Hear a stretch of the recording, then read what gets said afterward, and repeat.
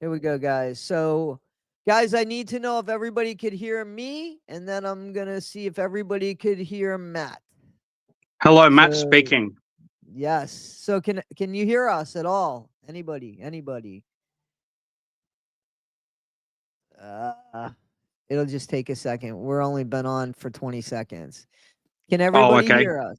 Yeah, yeah. It has a little lag, but not for us per se, just to get us started. Hello, Toddy. Yes, sound is great for you both. Great, great, great, great, great, great, great, great, great. All right, so we only have 6 people. Here's the thing. This is going to stay on my channel, so people on the replay crew will watch it like in the morning and such, okay? Yep. But these people that are here waiting for us will ask questions. I don't know if you can see the chat. Can you read the chat? Do you have a chat, or is it just me, Matt? Oh, I can see the chat. Hi, Jolly. Hi, Holly Okay, Jolly. great. Great, great, great, great, great, great, great, great, great, great. Mummy Brown. How you doing? What up? Nothing. I'm here with Matt. I'm up. We're up, guys. We're up. So we'll just give it a few Hey, seconds Jamie. for more people to come on and stuff. So those of you that don't know, I did an interview, a really long interview with Matt, and I put a couple of them up, and you guys seemed really interested. And Matt has stories to tell. He did start. Oh, I'm gonna let him tell you. I don't want to get it wrong, but there is a Scientology where Matt is affiliated, even if it's through family with Scientology. So maybe he could help us understand some of the people that are now putting up this Yeah, hit show yeah. that is horrible for Mike Rinder. You know what? I mean, like Gypsy Rose hasn't dealt with what Mike Rinder's dealing with, to be honest with you. And it's No. I don't know. I want you to maybe explain to people, what you know of Mike, and do you feel he is like as like they're like throwing everything at the wall to stick with this guy. He can't be responsible for everything. He can't be Yeah, responsible for everything. And I think that yeah. I think that these people are mad at their family, and it's easier to get mad at Mike than it is to get mad at their family. It's easier to get mad at Mike, he's out on the outside, than it is to get mad at David Miscavige. It's easier to get mad at Mike than it is to get to L. Ron Hubbard, who is now deceased, unless he's like here somewhere. You know what I'm saying? You never So know. they're just taking it's misguided anger, but the way that Nora is ruthless and merciless in the way that she is attacking this guy. Like it's going to make her feel better. It's like that Mike is a therapy session for her. Like it's horrible. It's a bad look. It's horrible. So So, go so ahead. can I get this right? Sure. Is Nora attacking Mike? Yes. Yes. Do you Okay, know I who knew of Nora. Nora Ames, right? Nora B. Yeah, Ames. Oh no, Nora. That's I her. don't like her. Do you not like her personally? Do you know her personally? Or is it that you just don't like what's going up online here? I don't like her personally. Oh, so you know her personally, I've met her before. Yeah, right? yeah, So does she? So here's my thing. I could see what type of person she is. She had some good stuff to say I felt at the beginning, and didn't have all this anger and stuff. She was more, funny and stuff. Now it's this anger. I'm sure it has to do with her falling out with AA Ron and such, because she thought they were friends. I don't think AA Ron ever really thought of her as a friend. But anyway, no, my thing yeah, right? So my thing is that, I would think would want to be known as somebody different than the Nora that's been in Scientology, and she wants people to give her that grace. But when it comes to Mike Rinder, I don't think that it's the same for him. Like he should get no grace. And that's not right. So what do you have to say about what's going on? So I think it's fair to say that Mike is having a hard time, and this probably was his last Thanksgiving, because yeah, he's exhausted all of his medical. I mean, I believe in I believe in miracles. I'm a Christian. I have to believe in miracles. It's part of it, you know. So I believe anything can happen, but it's not looking good for Mike.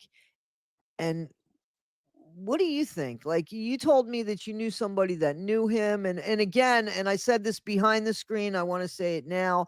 Anything that I ask Matt that he doesn't feel comfortable answering, he's gonna just say, "Hey, Toddy, I just don't feel comfortable," and that's the way we're gonna leave it, like that. So share with us what you could share with us, please. I'm not gonna interrupt. Oh, if you want to definitely contribute or anything, I'm definitely happy to answer any questions you have. But yeah, it's sad about Mike. Mike is, obviously has stage 4 cancer and doesn't look like he's going to see another year.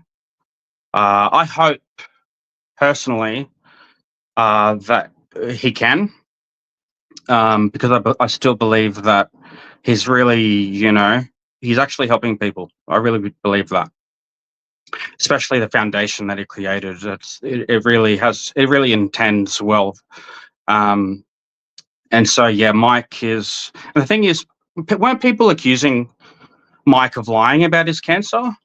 Like, Yeah, so Aaron made a statement that he said, and I saw the video, I still see it in my head, where he said Mike has cancer cells. So I don't even know, is that cancer? Basically, that's what Aaron said. And because he has that following, and I'm sorry, you could follow people, but be aware. Like, be aware of what people are. Don't follow people blindly. You know what I'm saying? Because, like, then you're an idiot, in my opinion. You can't follow people blindly. And there's people that have followed him blindly and have bought into this bullshit. In the meantime, Aaron did do a fundraiser, as you know, and there was a lot of money, and kudos to him. And that money went for Mike's therapy. So he knew Mike had it. So excuse me, I could hate somebody. I'm not going to lie about them. I'm not going to say things that are going to make them look bad. I'm not. And especially I'm not going to make up things. And I feel like, here's my problem with the whole damn thing. Mike was in charge of OSA. He was in charge of OSA over a decade ago, well over a decade ago. He's been out. He's been friends with Ron, who adored him, looked up to him. You saw it. You saw it. I mean, he idolized Mike. Mike was that Child USA person on the board for Child USA. Aaron knew that, but also knew that Mike was friends with somebody who was supposedly a child predator. And so Aaron's problem with Mike has only occurred since Aaron and Mike had that split. So Mike's behavior hasn't changed. Aaron has decided, I'm pissed at Mike and I'm going after him. That is poor behavior. If you were okay with Mike being a member of the board and of the Child USA board, knowing what you know, shut your mouth, because nothing's changed except your relationship with him. So you co-signed all this shit until Mike said, listen, man, I don't want to be in trouble because of you, Aaron. And that's when Aaron started changing his narrative. And then I feel like Aaron really did manipulate people. Now, people need to be responsible for their own actions, like Nora. And I think that Aaron did manipulate people, and that they did go after Mike. This is merciless. This is merciless. And this guy, what did he? So, do you want to talk at all about how your affiliation my affiliation with the church. and how you know anything about Mike Rinder or anything that's that, because all of us, we're just watching. We don't know. Most of us, I don't have any Scientologists that are I'm your I don't know. Scientology expert. What's that? I'm your Scientology expert that you can bring on Okay. the show. All right, great. So anything that you want to share about Mike, how you know anything about Mike, how you know anything about the church? Because we didn't really talk about that Yeah. in the interview that I put up. So Yeah, so to get into the nitty gritty of my history with Scientology is that I'm actually still actively at this moment affiliated to some degree with Scientology. Now, I personally don't go into the church and I'm not on study or I'm not on course or anything like that. But, my brother, my direct brother is, my dad is, his stepmom is, my auntie is, my grandmother is, my grandfather is. Uh, we must have the most OT8s out of any family in Scientology. So OT8s is the highest level you could get to on the Currently, base, right? currently, Currently. yeah, Well, that should be it because the guy's dead. So he can't write stuff. I know that they keep finding stuff per se, but I think I personally think they're finding stuff to make more money.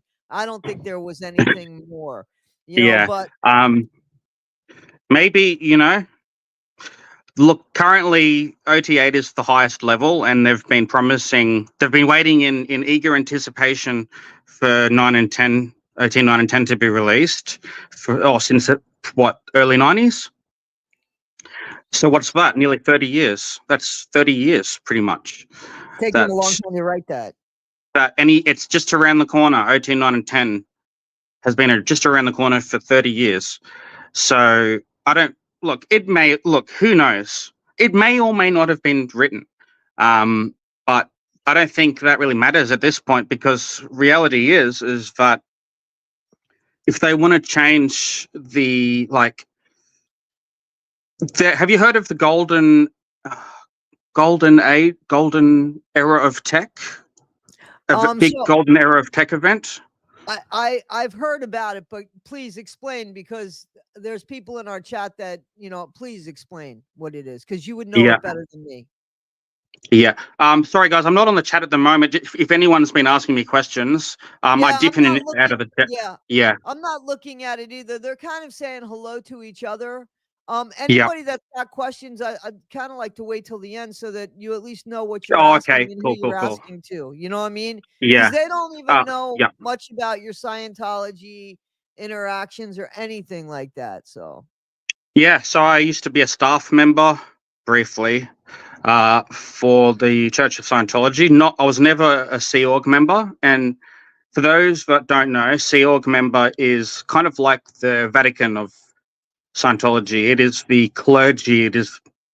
You live there. You live at the compound, at the Scientology compound, day and night. You share a room with four other people of your gender, and the rooms are cramped. I've seen the main base where the Sea Org live in Sydney, and I can tell you, I personally, if I was going to be a Sea Org member, I think there should be some upgrades to that facility. If I was ever going to not that I ever would, but hypothetically speaking, they'd have to do a lot more than what they're offering to get me on board because so far I can't use the internet. That's a big no.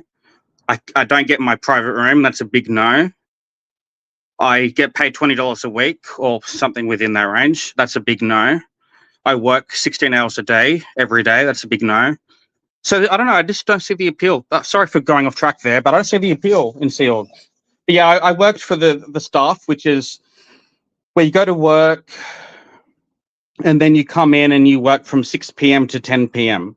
Monday to Friday, and then you work Saturdays and Sundays from 9 a.m. to closing time, so 9 to like 6:30 or something like that.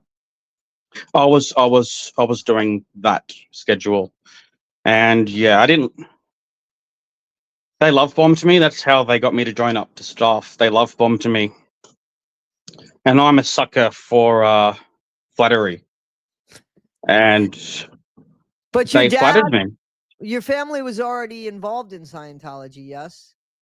Yeah, so I'm a third generation Scientologist. Wow, wow. Yeah.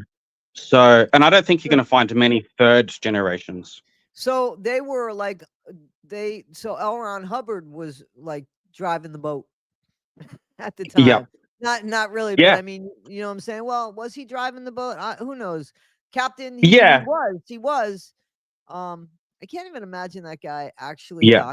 docking that huge boat. Like I can't even imagine him doing that because that is Yeah. something. So That wasn't should it? have done. My understanding was that L. Ron Hubbard was on the run or something. It was in the 70s, early 80s. Yeah, they were trying to get him for I want to say taxes, or they were trying to get him for something. And from my understanding, he went on the boat, and so that he didn't really have an address. They couldn't really find him. And if they knew he was coming, he'd go out 3 miles international waters, and there's not really much you could do. Yeah. So, I don't know yeah, if you and knew this. I don't know if you knew this, but the actual term Sea Org, that was derived from when L. Ron Hubbard took his church to sea at that time. He took his church to sea, right. and everyone that was working day and night with L. Ron to help Scientology, it was called the Sea Org, Wow. and now it's just called the Sea Org in general, even though only 5% of them even go on the maiden voyage. What's it called? What the maiden voyage event on the ship? So the free wins. Right. So let me ask you this. So somebody in your family, did they know Mike personally? What kind of guy is Mike? That for what can you say about this man that we only know as an ex-Scientologist? So my younger brother, I can't give his name, That's fine. um, but it wouldn't be hard to find out who I am anyway. But my younger Well, brother is 21, and his best friend, at least at the time, at least around this time last year, was Mike Rinder's son. his son that's in Scientology, because he has a little Yeah, boy, I believe, with his second wife. I yeah. I mean, would it be doxing to say Mike's son's name? I don't know if I feel comfortable saying his son's name. Yeah, you don't have Um, to say. You don't have to say. I think he said his son's name. I think he has said his own son's name, but that doesn't really matter what his son's name is. And he's got a daughter in Scientology too. He's apologized profusely to them on the television by saying, "I am sorry I brought you up in this. I am sorry I didn't know. I didn't know myself." And then you have people like Oh No Nora. Now here's a guy who's come to realize, what the hell did I do with my children? Like I set my children up so that they could only be in this box for the rest of their life. That's what he's realized. And he has apologized and said, if you want to get out. Now, those are the people that mean the most to him, his children, more so than these other people that have come out that have been his own children had to have suffered from not being around their parents too. You know what I'm saying? So his yeah, own children, and they do say things about him. They don't say the stuff that the outside Scientology, that the ex-Scientologists say, because they're all for how great Scientology is. So the narrative of Mike's kids while they're in Scientology is a total different narrative than what they're saying about Mike outside of Scientology, because Scientology is good for Mike's kids while in Scientology. And the thing that gets me again is, why are you coming after a guy, excuse me, who has, when he's gotten out of Scientology, he exposed Scientology. Like, I heard him. We've all heard him expose Scientology. So now, listen, I think that he was responsible for what went on in OSA. You know what I mean? And if he wasn't, he should have been, because it fell under his umbrella. And I've always said that. He can't go back and change it.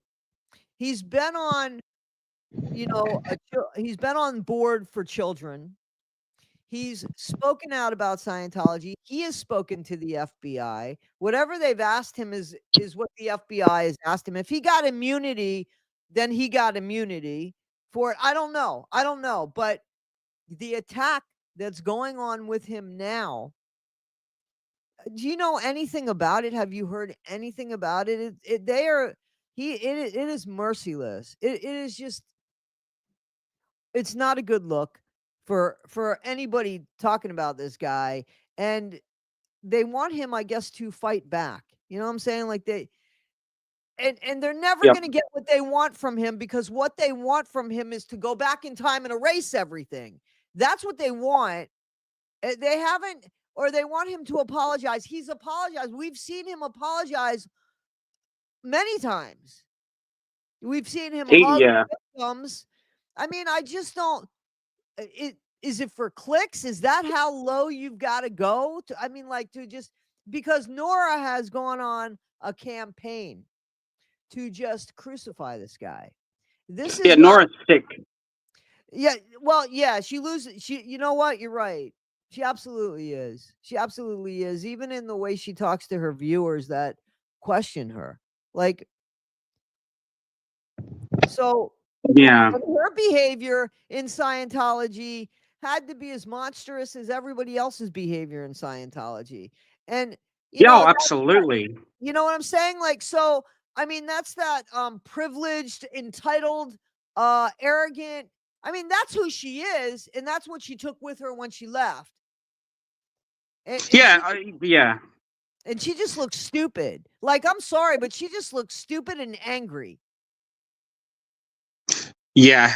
I think to some degree, and I'm going to get in trouble saying this, but I want you to think about it, because we're live. I don't want you to get in trouble for something. You know what I'm saying? I mean, like, it's great for views and clicks, but you know, you got to live with it. And you know, I just want you to really think before you say something, because you could always come back and say something later. I know that I got a pretty good, we got a pretty good community here, but I'm sure some of you are going, Toddy, shut up and let him talk. But you know, you got to live with what you say. And I just want you to think before.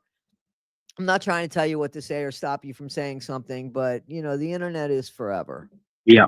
So guys, I'm part of the, you guys know this, but I'm a proud member of this community. I've been watching Toddy for the better part of the year. Geez, since probably March. Thank you. Maybe around that time. But you know, I consider myself part of the community, you know, and you know, people that it's like it's like organic community in a way. Right.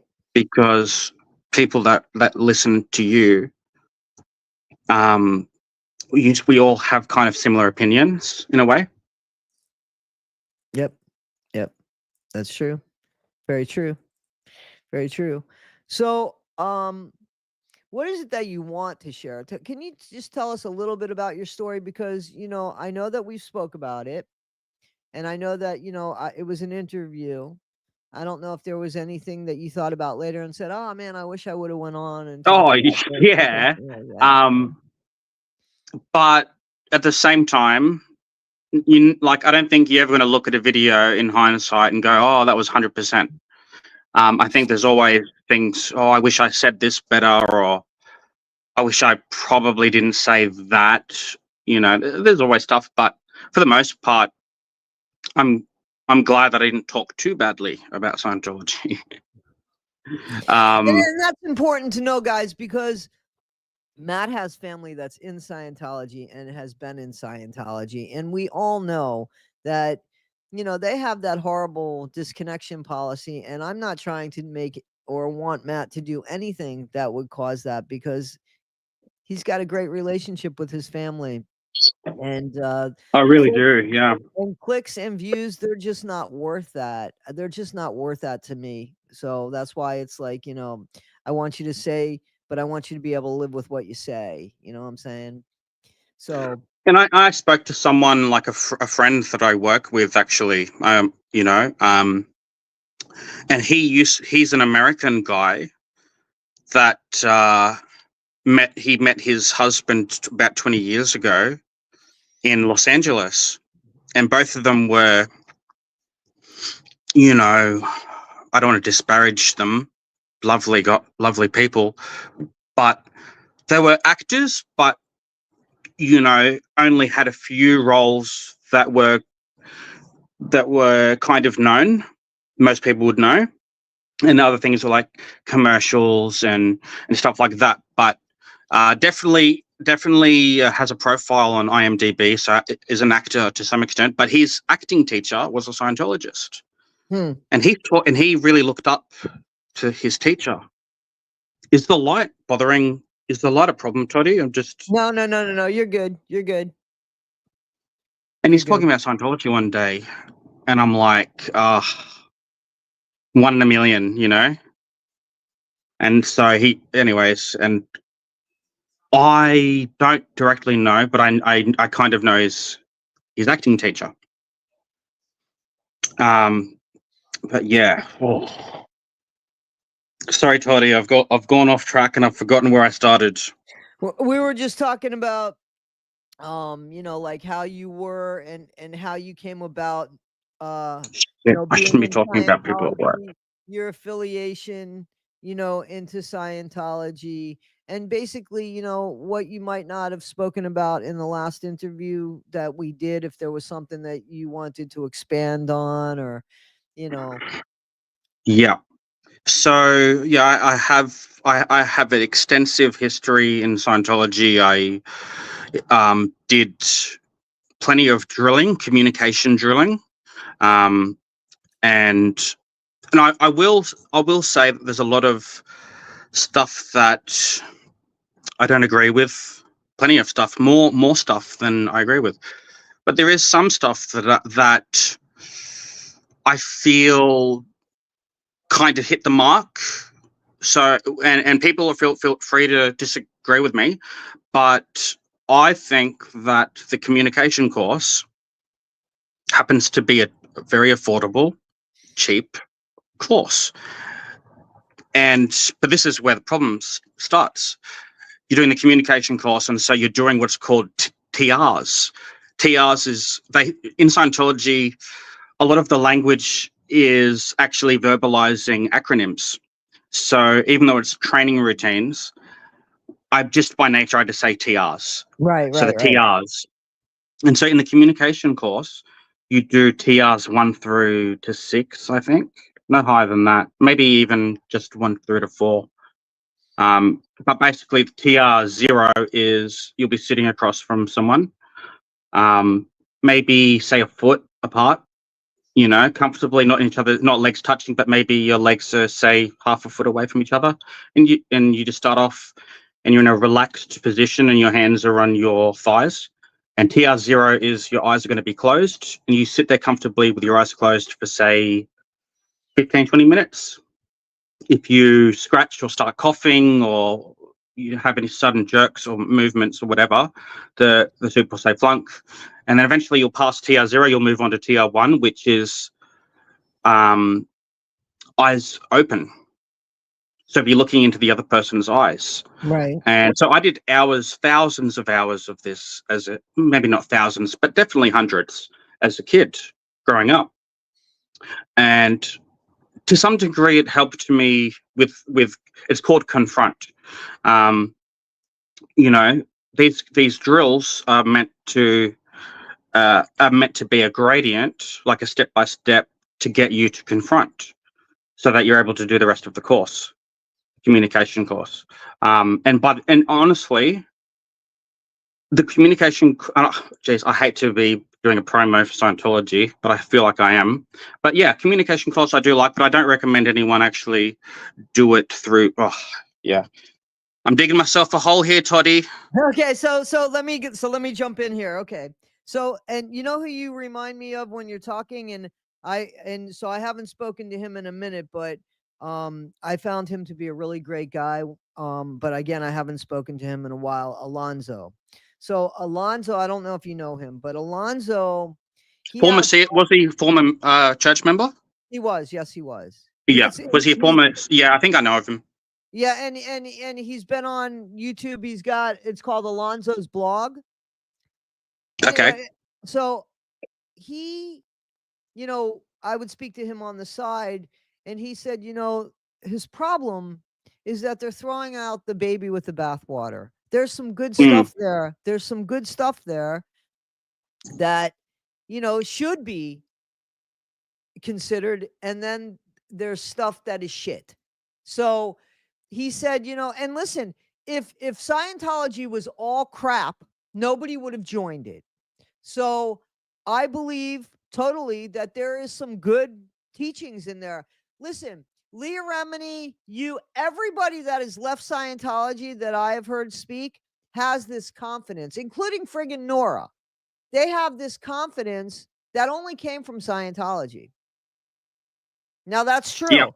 That was because even Leah said more or less, and Tom Cruise and all of them, and I believe this, they feel like they have more knowledge. I'm not saying not all of them have this arrogance about them. Most of them do, because they feel like they have a secret that other people don't know, that they have something that is going to make them one step higher. Leah said, I used to go to these where she would try to get a job. I'm losing it on the top of my head, but these screen calls where she would try to get, and she said, I always was the one that walked in there with more confidence. She said, and she still credits Scientology to that. And there's nothing wrong with that. I don't think my problem with Scientology is it's not a religion, it's self-help, and that's fine. I agree. Fine. I agree. It's self-help, 100%.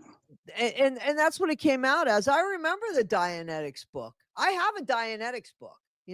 I haven't read all of it, but I liked the idea of being, and I liked a lot of the ideas of what was in. Listen, even the thing where you got to repeat and repeat and repeat so that the needle doesn't move. That's Yep. and you know what I was thinking the other day? So let me go back to that. But I think it was this morning I was thinking of, how they say everything you bring on is what everything you get in Scientology is what you bring on.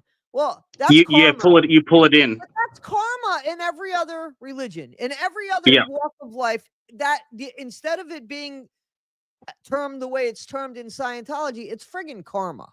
That's what it is. And so, the fact that he just called it something else, karma is still real. We know this. We know that, what comes around goes around.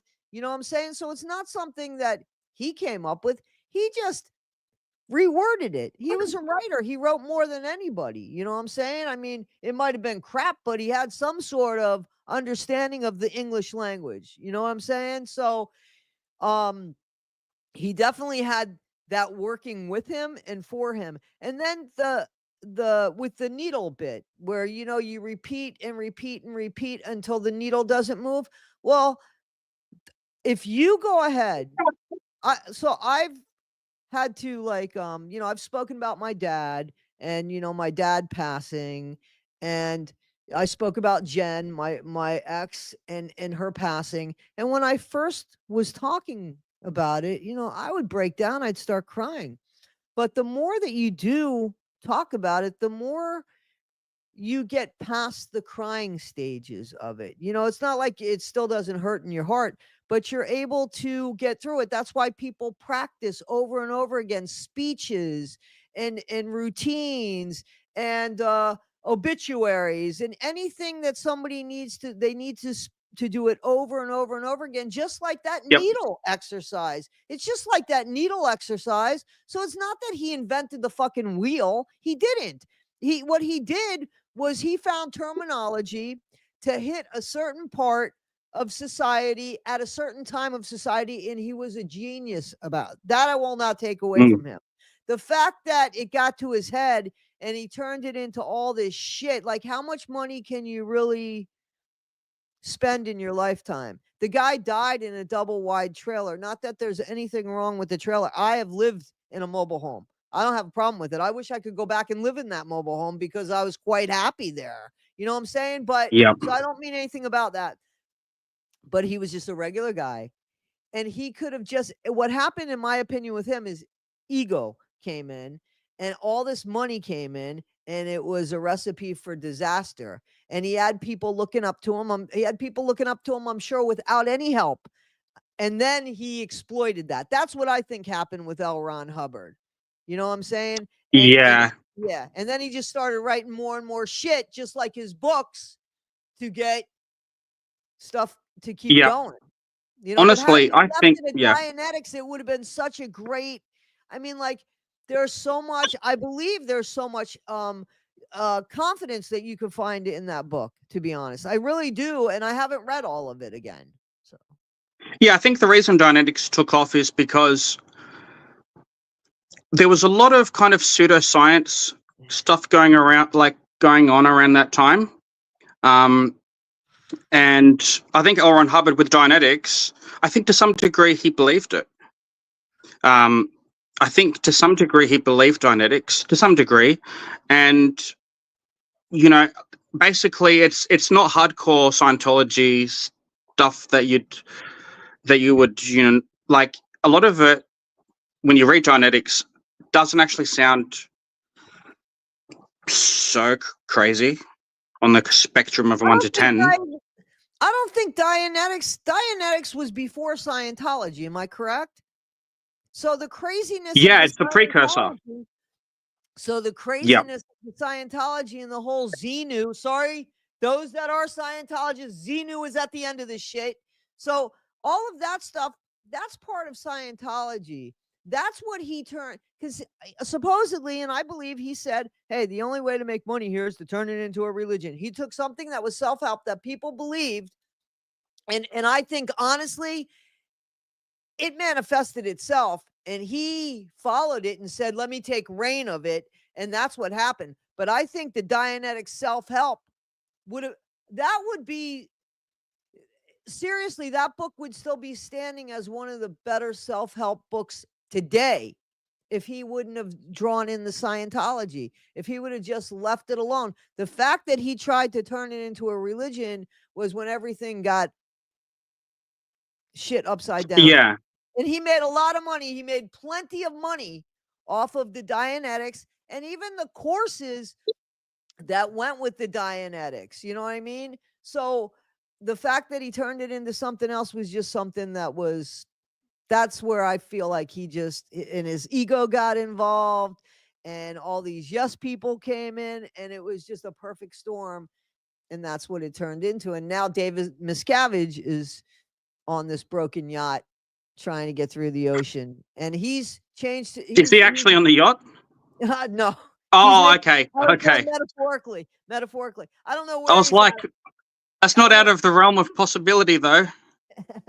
There were people looking for him. I think that there were people looking for him. So I don't know. I haven't really kept up with the Scientology thing until all of this screaming and yelling about Mike came about, and it was like, wait a minute, you all were Scientologists, you all did shit things to people, like, y'all apologize. What do you want from him? And I really feel like it's misguided anger. I think that Aaron is honestly hurt and pissed. I think that he genuinely loved Mike, and I got this from a couple reliable sources, so I know that his feelings were genuinely hurt. Not Listen, I wouldn't have kept him on the board either, and Aaron needs to own his shit and say, listen, yeah, I'm responsible for this, and I don't really care for Aaron. I don't think he's a good person. I thought, that he was, but then I've seen who he is, and I don't think but I do think that it would be in his best interest. Mike probably wants nothing to do with this, but I do think it would be in Aaron's best interest just to reach out and say, man, I'm sorry. And because I think it would be good for Aaron's soul if he has one. That's me giving him Yes, the hopefully. benefit of the doubt, Well, because look, I don't think he's all bad. who, Aaron? Nobody's all Yeah. bad. I don't think No, I don't anybody. think he's all bad. I think that lately he's been letting his bad side shine. Yeah, I think that's a stubbornness. And again, you can't take Scientology out of everybody. You know what I'm saying? Yeah, it's well, have you ever heard of, I'm sure you used to be you're still a writer, right? I haven't really written in a while, but anyway.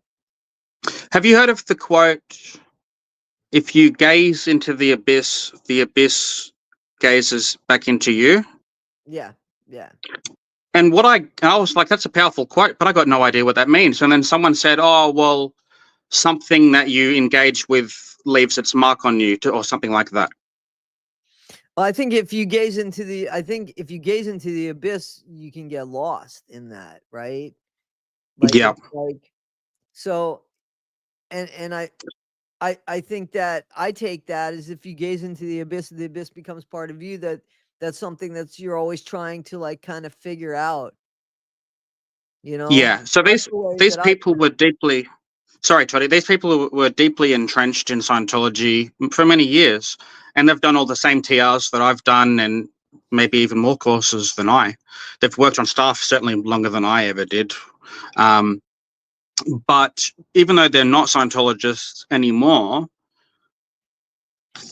yeah, they still may not be practicing Scientology, but once a Scientologist, once you've been branded in Scientology, you can never unbrand yourself, because I grew up in Scientology, so my personality was molded by the church. So, I mean, you can never completely just wash your hands of it, and they're taking a lot of the negative sides of confrontation out into the world, and doing attack campaigns on each other, to sort of mental warfare, and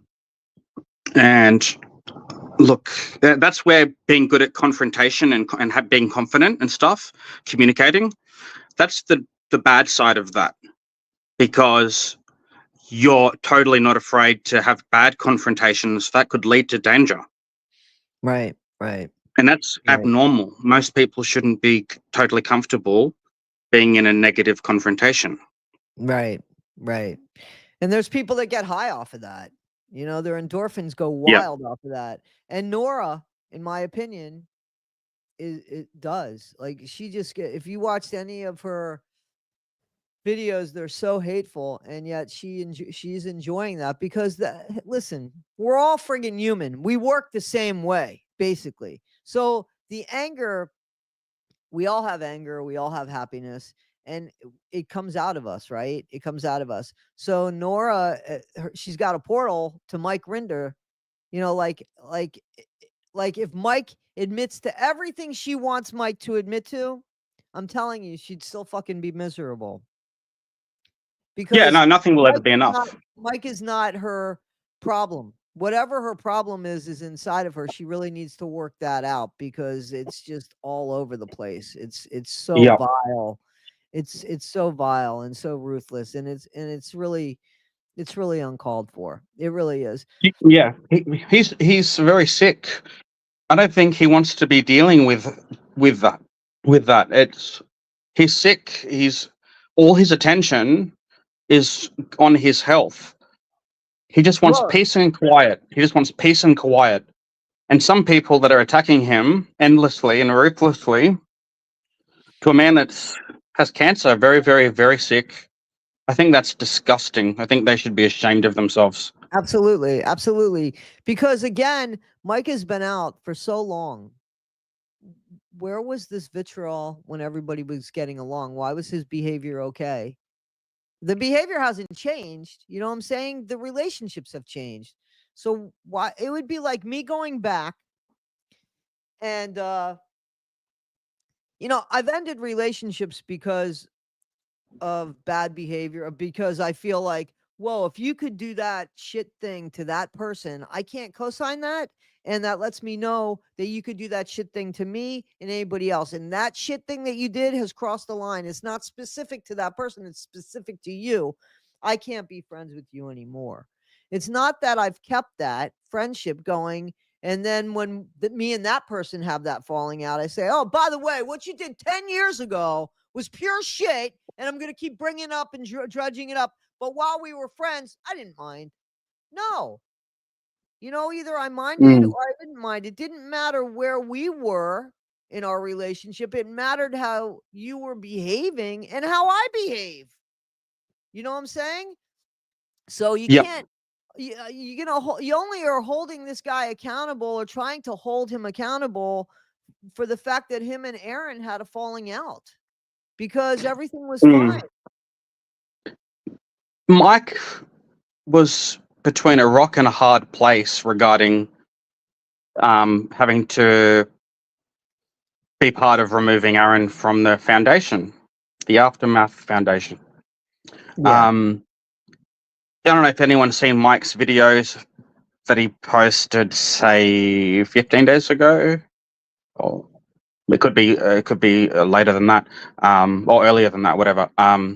But it talks about what happened from his side of things with Aaron, and apparently, Aaron was snorting, cocaine, and like nothing against people that snort cocaine, but just really kind of embellishing in that behavior, and just kind of being like, look, we all do, I sometimes smoke marijuana. I'm not saying I'm a holy angel, but I don't go around like most people that don't know me wouldn't know. I don't really talk about.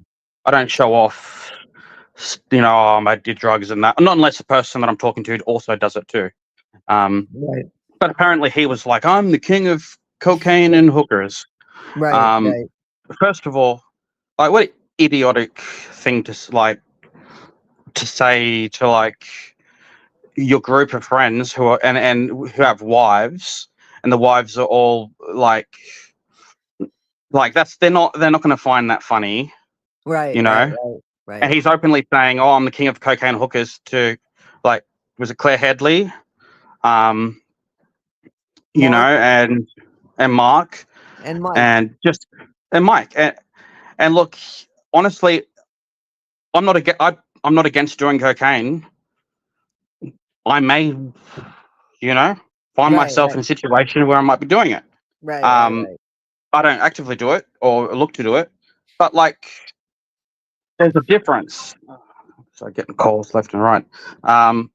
There's a difference, in the way you go about it. In Scientology, they call it PR, which is public relations. Right. And what Aaron was doing is technically bad PR. He's part of a foundation that's a non-profit. You can't be carrying on like this as a board member. Mike's hands were tied. He had no choice but to vote in favor of kicking Aaron. They even gave him a grace period of like 6 months. Yeah. And then the thing about him getting into a scuffle with a girl on the street, and she ended up falling over, which was on camera and stuff. I saw that video. So Yeah. let me, so did you see the video? Yeah. Yeah. So what's your feeling on that video? She did put her arms around his neck, but she was like 5 foot nothing, and he's like a big guy. But she did, put her arms around his neck, and he did. Yeah. But my problem is, okay, maybe when he went to spin her around, maybe he didn't mean to spin her so hard. I got the benefit of the doubt. But when you saw her fucking head hit the side of the wall, you knew right then and there, you don't leave somebody. Somebody ran from across the street. If you saw the video, go back and watch. Somebody in the right-hand corner ran from across the street to go help her when he's walking away. Who the fuck would walk away? Why would you walk away? She hit her head, you moron. If you didn't do anything wrong and you don't feel you did anything wrong, why would you leave somebody like that in the street? You have 2 daughters. I think he was terrified of getting in trouble. But he didn't do anything wrong, according to him. But according to him, he did nothing wrong. So what could he get in trouble for? See what I'm saying? Like, you can't talk on both sides of your mouth. Like, yeah, I think if there was an accident and somebody got hurt, I'm not going to leave them on the side. I'm going to go back and say, yo, man, are you okay? Let's call somebody. Let's get you somewhere, because it was an accident. If it wasn't an accident, that's something different. But if it's an accident, even if we're playing rough and it's an accident, it's an accident. You're showing by your actions, oh my God, that's an accident. Let me help you now. That's not what he did. So it's not an accident. You knew what you did and you left her there. Okay, she shouldn't have put hands on him, but he could have avoided the situation too. And how many times did the guy say, I wasn't in fear of my life? I wasn't in fear of my life. So you weren't in fear of your life. You tossed this girl. maybe a little stronger than you needed to. Accident, but then you left her there, no more accident. Yeah, can I just I don't know if your viewers or you know this, but Aaron is a blue belt in the martial art Brazilian Jiu-Jitsu. I don't know if most people know that or not, but he has a blue belt. Now, I've done Jiu-Jitsu and I got one stripe away from blue belt. And then, you know, tale as old as time, I lost interest and started eating McDonald's. But he does jiu-jitsu. Jiu-jitsu is like a very good martial art. You can grapple, like it teaches you how to grapple people and how to submit people. Aaron's twice her size, probably twice her weight too, and he's a blue belt in jiu-jitsu. I guarantee you, he knew if she was attacking him, I guarantee you, unless she had a weapon, I guarantee you he would have known how to gently take her to the ground and not hurt her at all, but just to gently take her to the ground, just so he has time to get away from her. But he didn't do that. He lost his temper in the heat of the moment, and she ends up falling, okay, and apparently hitting her head. He could have handled that better, and he would know himself that he didn't handle that well. Like, yeah, I mean, unless she had a weapon She did and she was not. trying to plunge it in with a knife, which Right. she didn't. Yeah. Right. Then there's no reason she should be falling and hitting her head. Sure, she may have been attacking him, but he could have just said, "Look, you've assaulted me. This is a legal matter now." And she wants to Right. keep assaulting him, she can get racking up charges. But he could have defended himself and not hurt her with jiu-jitsu, Yeah. He especially could someone her have size. outran her. He could have just outran her. He supposedly is a runner. He could have done Yeah, anything. right. He could have done anything. I did hear something, I did hear him talk about jujitsu a long time ago when I used to I watched him. I still am a subscriber to his channel. I just don't follow him. You know what I mean? It's hard for me to follow him anymore because Mm. he was disappointing. I believed him.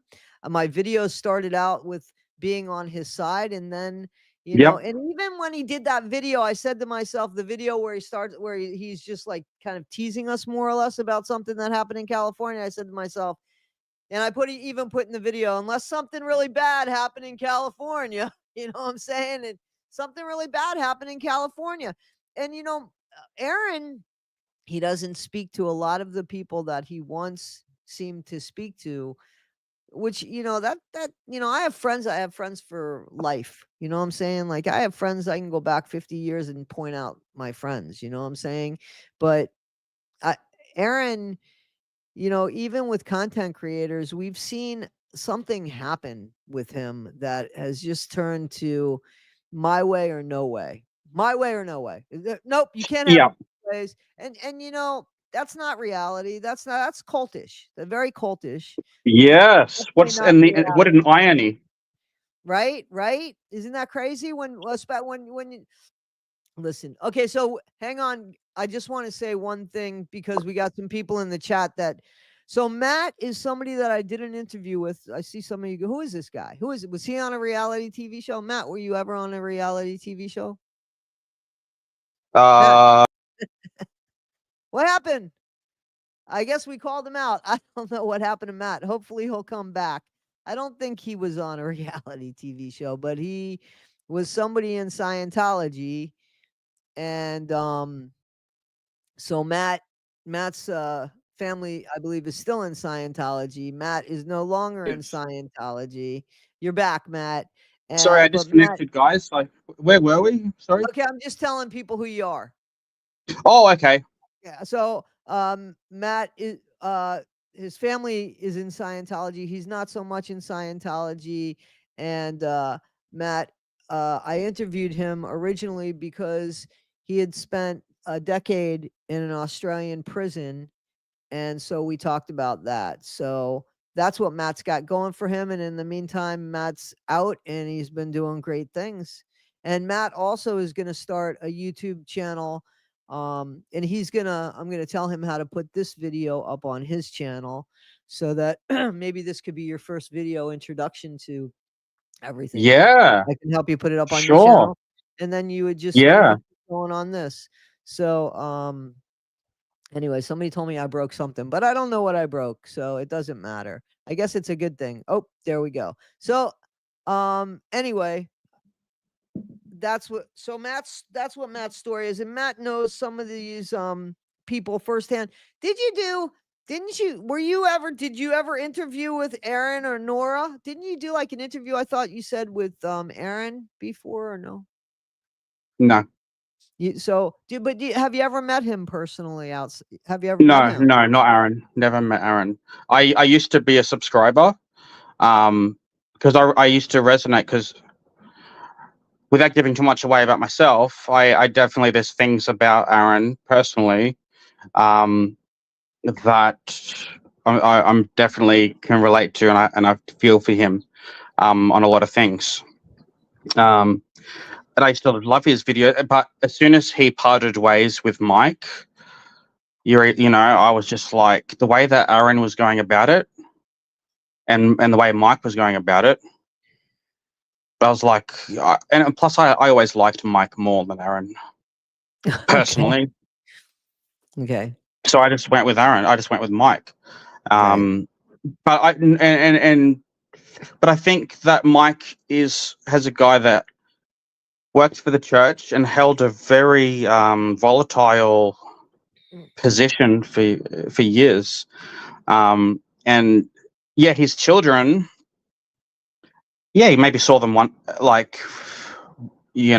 briefly every night or something. Maybe they'd be put to bed before he could even see them.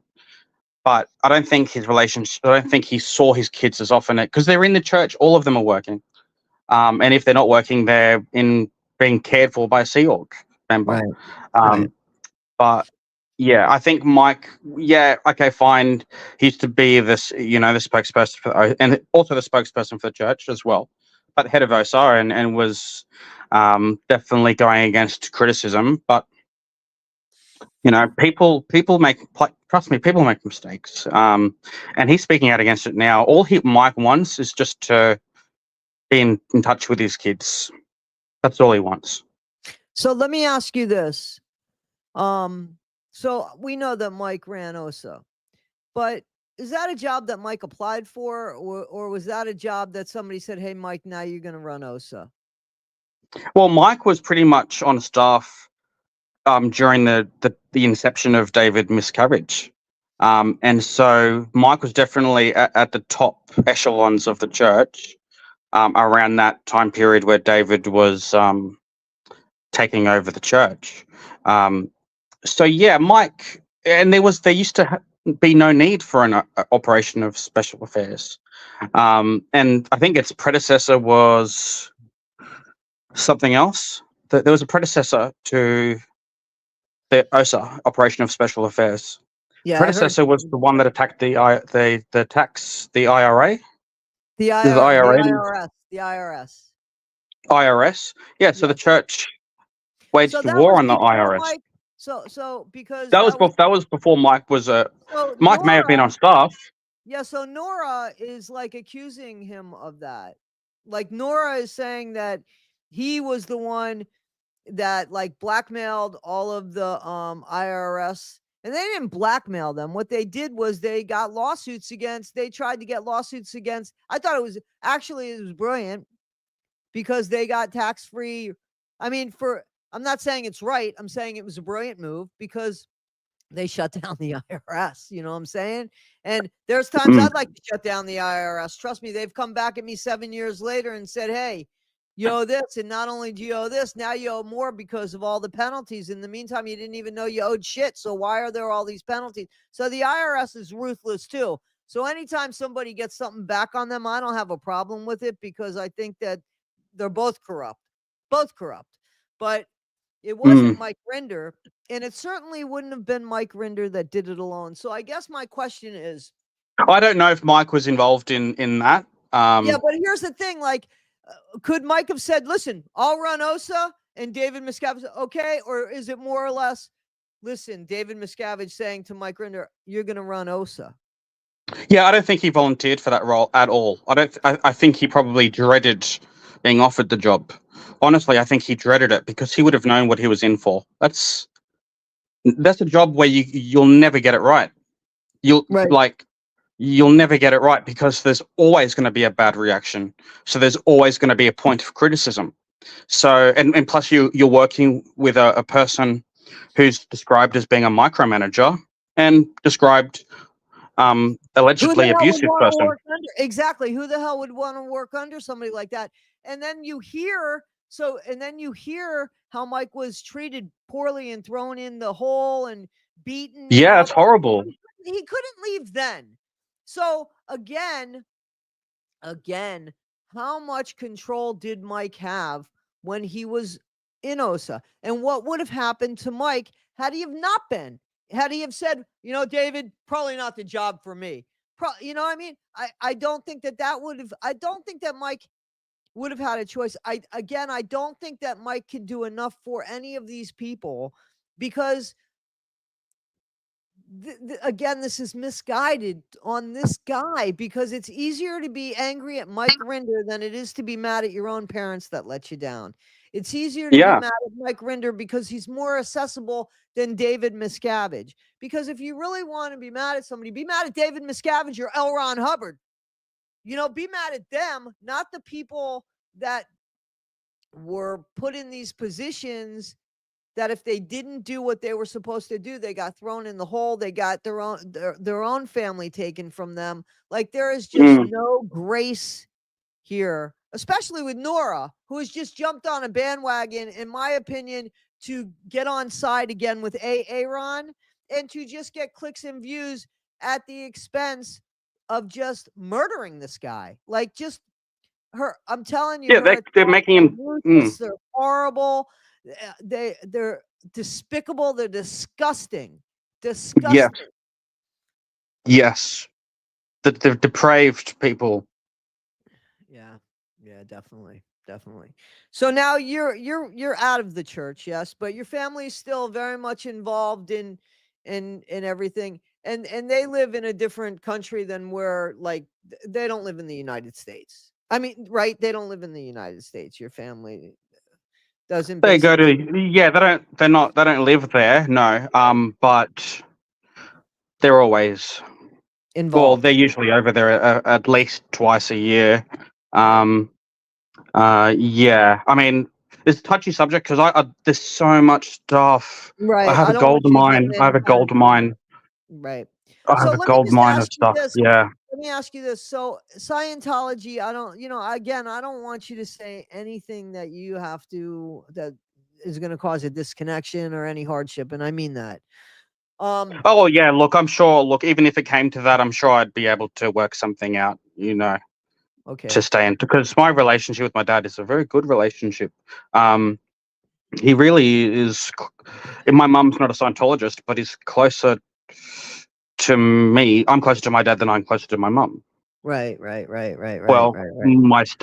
not my stepmom. That is. Right. Yeah. So, when they say that Scientology, that there's only about 30,000 Scientologists, where once upon a time there were hundreds of thousands, do you agree with that? Yeah. And I even before. So I'm just pouring myself some apple juice. That's fine. Take your time. I got apple juice in mine too. That's what this Nice. is. Apple juice. Yeah. Sorry, Toddy. My That's mind. right. So I lose track of what I'm. I was asking about like how big Scientology is from years ago to now. Yeah. Look, I don't think it could be higher than. Look, I'm going to give a conservative number. Right. It couldn't be higher than 40,000 worldwide. And couldn't be higher than that. And what do you think it is that brought those numbers down? Do you have an opinion on why the numbers are as low as they are? Yeah. So Scientology was booming in the 80s and 70s, and even to a degree like the late 60s. There was a lot of hippies and people that were smoking joints. actually going in and hanging out in the church because they thought that was a new movement. Because you got to understand, the internet wasn't around, so you would really have no way of knowing unless you saw it on a news channel, you know. But yeah, I think it was popular in the 70s and mid to late 80s. And He I think, used to have like, and I don't mean to interrupt, but how I knew about it was they had these little infomercials on. yeah, they had an infomercial. I forget his name, but he was in one of the anti-Scientology documentaries, and he was he's a writer.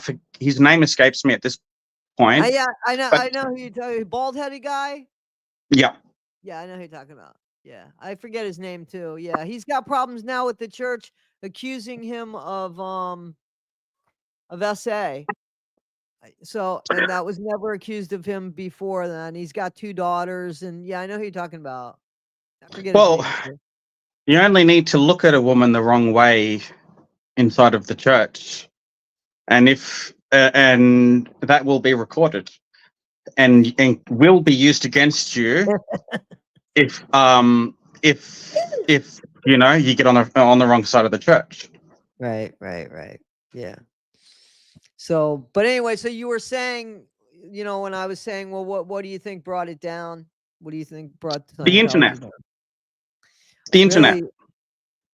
Yep, I think if you look around the like the internet, really mid 90s, the internet was still pretty new, but and so only like the hardcore computer people really, and maybe some businesses had the internet. But like you look at like 2000, when the internet started to become more mainstream in the family home, and I think, you know, the internet just became just the Google. You know, Google started taking off, and YouTube. I think YouTube came out in what, 2004. I don't remember, honestly. I don't remember. I think it was 2004. That YouTube came out, and then obviously now you've got a platform that's taking off where anyone can get on their camera and make a video and post it to the YouTube. And I think that also, because now you've got people that were resentful of the church, things maybe they worked for the church, maybe they're even a Sea Org member. And if you leave the Sea Org, I don't really think there's ever a good way to leave the Sea Org, because you're effectively escaping. Because if you want to leave their way, they may never let you leave. But I think, yeah. Huh. So, so you think it was just the bad talk of the people? And I'm sure that Leah and Mike's show did not help Scientology. Oh, no way. Yeah. The movies No. that came out, the movies that you're talking about, they came out, one by Justin Theroux, and the one that you're talking about, Scientology in the Prison of, that one is the one where you're talking about the guy that's the writer and the director that you're talking about, that I think we're both. It was Going Clear. Yes, Going Clear, and isn't that wait, is it Going Clear, and then is it the Scientology and the, I don't know how many movies there are. No, I would have to check Google for that. But yeah, the Going Clear. I'll look that up. I'll look that up right now.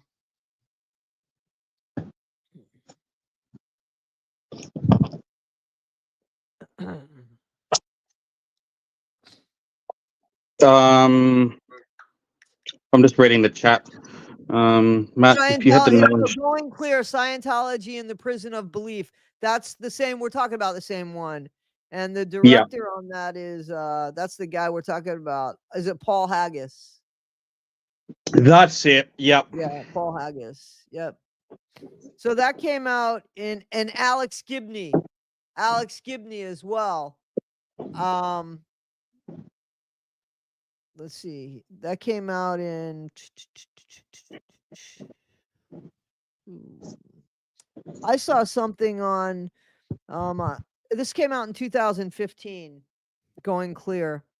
My Scientology movie came out with Justin Theroux around the same time. Is it Louis Theroux? Louis Theroux, right. Yeah. Justin Theroux, I think, was married to Jennifer Aniston. Different person. Oh, okay. Anyway, so yeah, I think that all this stuff started coming out, and that that did that did not, help the church. And then they started, like, their major staff, like their upper levels, like Marty Rothbard, he left, and then he's back now, and Mike left, and there was a few of the higher level ones. The one that Tommy, what's his name? Tommy, the one that his mom is a famous actress, and Tommy Davis. So Oh yeah, Tommy. all these Yeah, upper echelon people have left the church. So, and some of them Tommy's had to still escape. technically a, Tommy's still technically a member.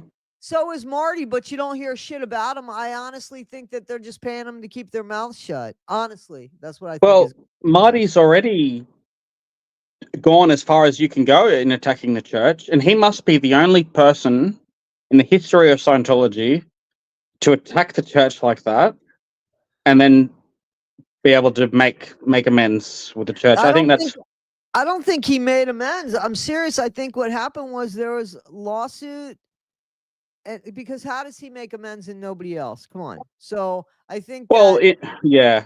go ahead. No, if you know something I don't know, you and I'm sure you do. Tell me.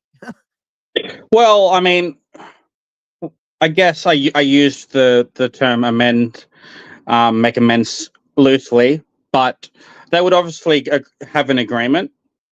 They would obviously sit down and come to an agreement, and I'm not going to attack the church. Can I talk to my cousin, or whatever? I don't know how many. Can I talk to Right. my family that's in the church? Okay. Will you talk bad about Scientology again? No. Okay. Yeah. So you're part of the church, but you ain't doing shit. You're just getting paid to keep your mouth shut. Basically, that's what it is. Because Marty, he had a lawsuit with his wife, and his wife wasn't part of the church, and her lawsuit was going through, from my understanding, on everybody's account. Her lawsuit was going through. She was being successful with her lawsuit, and apparently they reached out to Marty and they gave him a deal he couldn't refuse. So they paid him off. They paid him more than what the lawsuit would have been worth, and for a lot less aggravation. And so my thing here is the same thing as Nora. Why is it okay now that they paid you off all the shit that you spewed before when it wasn't okay? Like, why is it okay now? Because they paid you off? It's still not okay.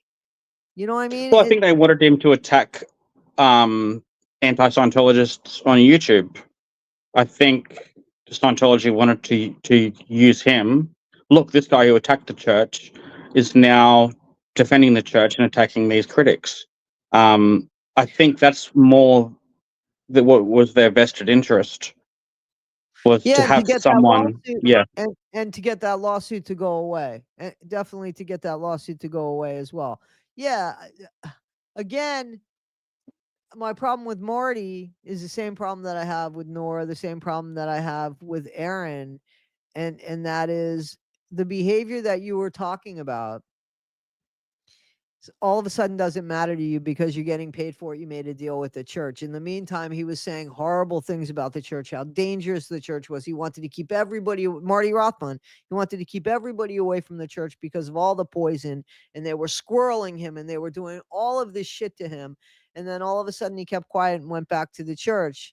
So my thing is, well, what happened to all that bad behavior? Why is that okay now? Why aren't you talking about? Well, he's not talking about it now because he made a deal with the church. That's still not yeah. okay with me personally, because it's just the same way. It's just a different thing than what Nora is doing. The behavior was okay when you were friends, but now that you're not friends, the behavior is not okay. You know what I mean? Like, she even called Aaron out on that. I told Aaron to get a divorce. Why would you even bring that up now? Like, why? That's just something that, yeah, if I was Aaron, I'd get pissed off about that. I ain't bringing shit up about you, but you knew that and you thought the behavior was okay. You just told your friend, get a divorce. But that's okay. We'll still hang out, but get a divorce. So it didn't really bother you. Why are you bringing it up now? Just to get back at him because you're angry at him. Like, this is all bullshit behavior. It's all like there's nothing real about it. Because if you really felt the truth about it, it wouldn't matter. These extenuating circumstances, they wouldn't matter. The problem at hand is still going to be the problem at hand, you know? So that's my problem with Nora. That's my problem with Aaron. You know what I'm saying? And that's my, not that I have a problem with any of these people per se, but with their stance on things. You know, how do you believe Yeah. them when this behavior was okay when you were friends with this person, but now it's not because you're not friends with this person? Like, you either have morals or you don't. It doesn't depend on who you're friends with. You have morals, you have integrity, or you don't. You obviously don't. You know what I'm saying? Not you, Matt. Yeah. It's called fair weather friends. Yes.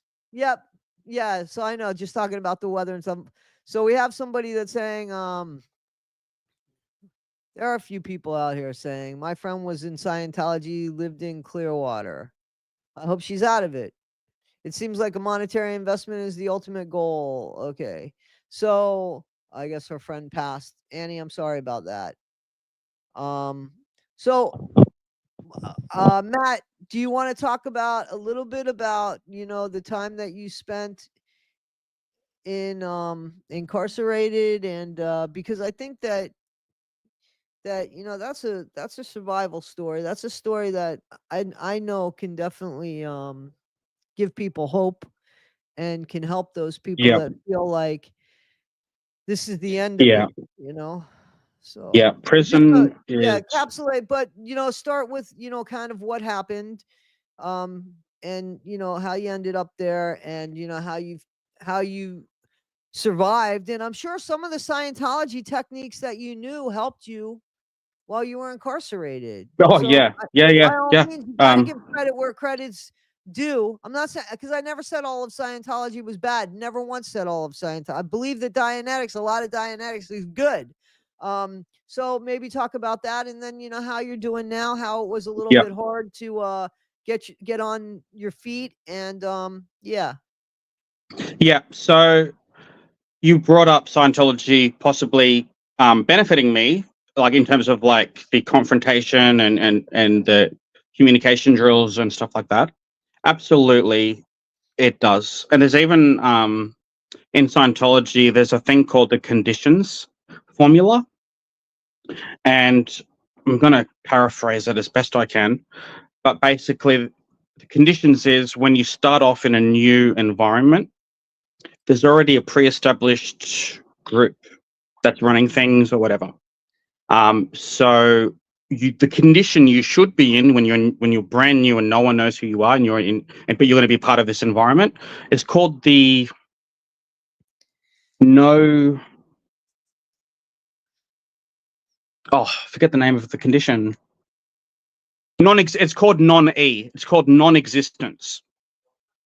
And L. Ron Hubbard writes that in these conditions, when you're in a new environment, there's a formula you have to follow to advance to the next condition of people kind of getting to know you and accepting you into the group. And so that stuff absolutely helped me, because you're going into, like, let's just say, for example, you go to a new job. There's going to be people there that may not like you from the outset. They may not like you. They may never like you. Most people will probably grow to like you, but when a new person joins the work, people are like, who's this guy? Who's this woman? Who's this what? Like, they're trying to work you out. They're trying to get a read on you, you know? Right. And in Scientology, it's like, well, in prison, it's like you go in there. Not only is the community that you're joining, don't know who you are, but they're a community of people who broke the law and did, sometimes in some circumstances, did some very horrible crimes, Dangerous. Very violent dangerous. crimes. And these people you have to try to build relations with. There's some people, like, it's not appropriate to talk to people that are of a different race and stuff like that. It's, I don't make the rules, but I did play the game. And yeah, but you kind of associating with people that you're allowed to associate with, because if you don't, then you can't beat the system. You can't beat the system. You'll always Right. lose. So you have to follow the system. And yeah, So there was segregation inside of the jail, and we talked about this, that there was segregation, but the segregation wasn't really enforced by you per se. The rules were there before you got there, and it was decided who you were gonna associate with, and that was never really your yeah, decision, right? yeah. So So, do you want to tell people, because we kind of just jumped into you being incarcerated? Do you want to tell people how you got there real quick? Because I may have won viewers over, and I hope I don't lose you viewers that I won. But I did, you know, and I'm not proud of it at all. But yeah, when I first kind of left Scientology, I still believed in Scientology, and normally LRH has writes somewhere that if you blow from the church mid-process, so let's say a mid-process means, let's just say I was doing the survival rundown, which is like one of the many courses before the OT levels. So I was doing the survival rundown, and yeah, so it just,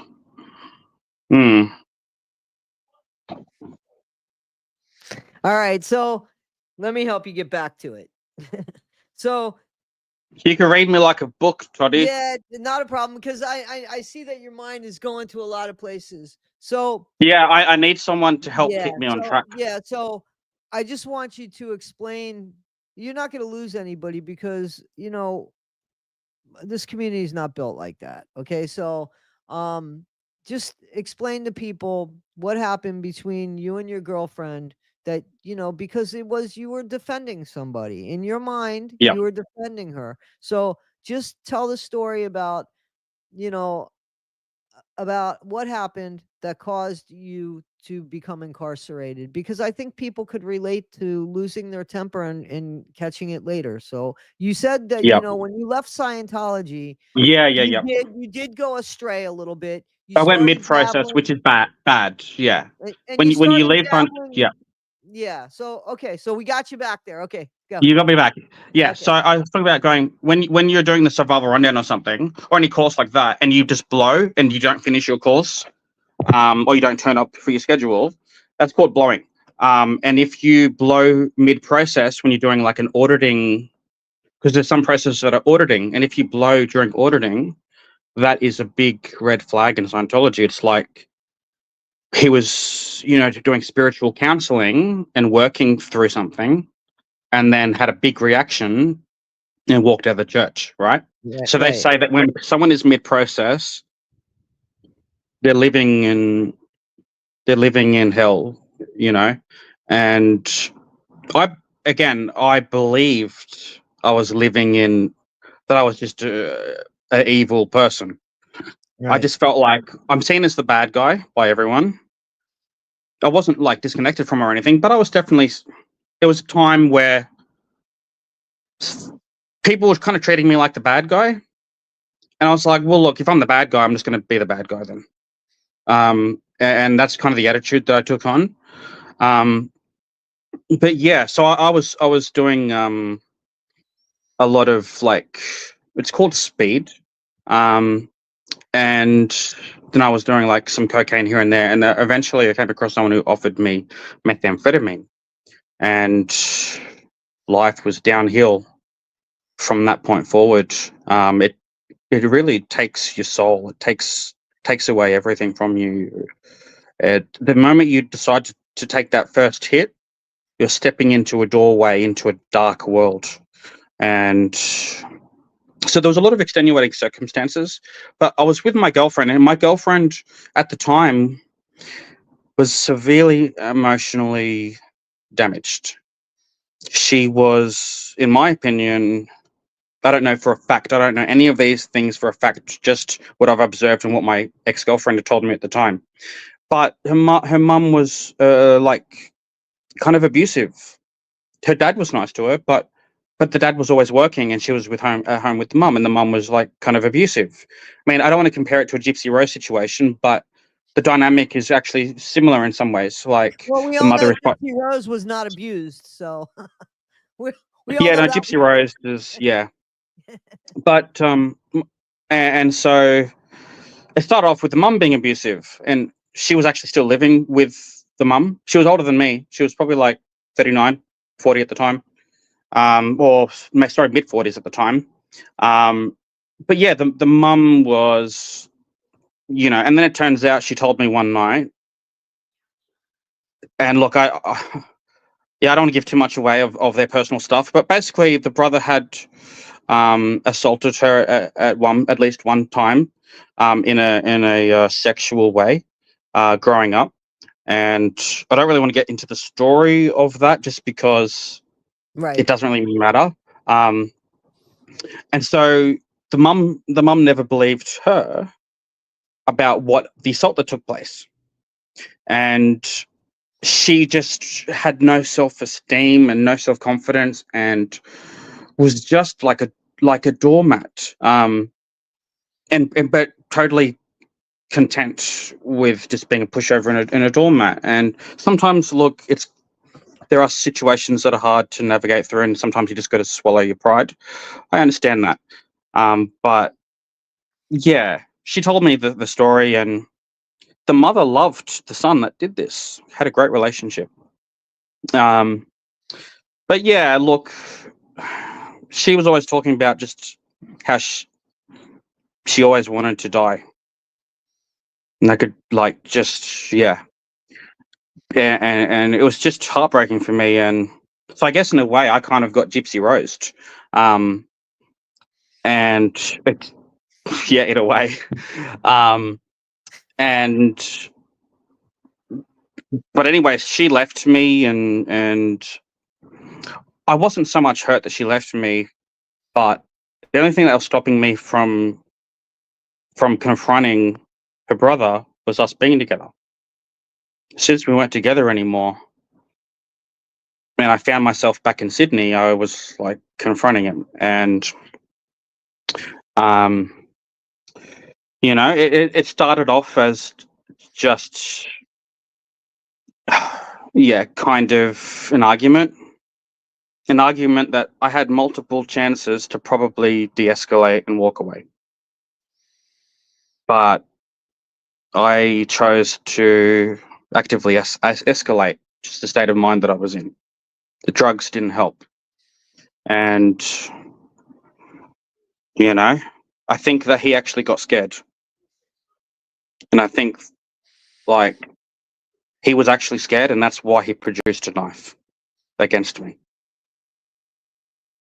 Problem is that in the heat of the moment, he fumbled and dropped the knife, and I was just like, as clear as day, grabbed that knife, and scuffle ensued, and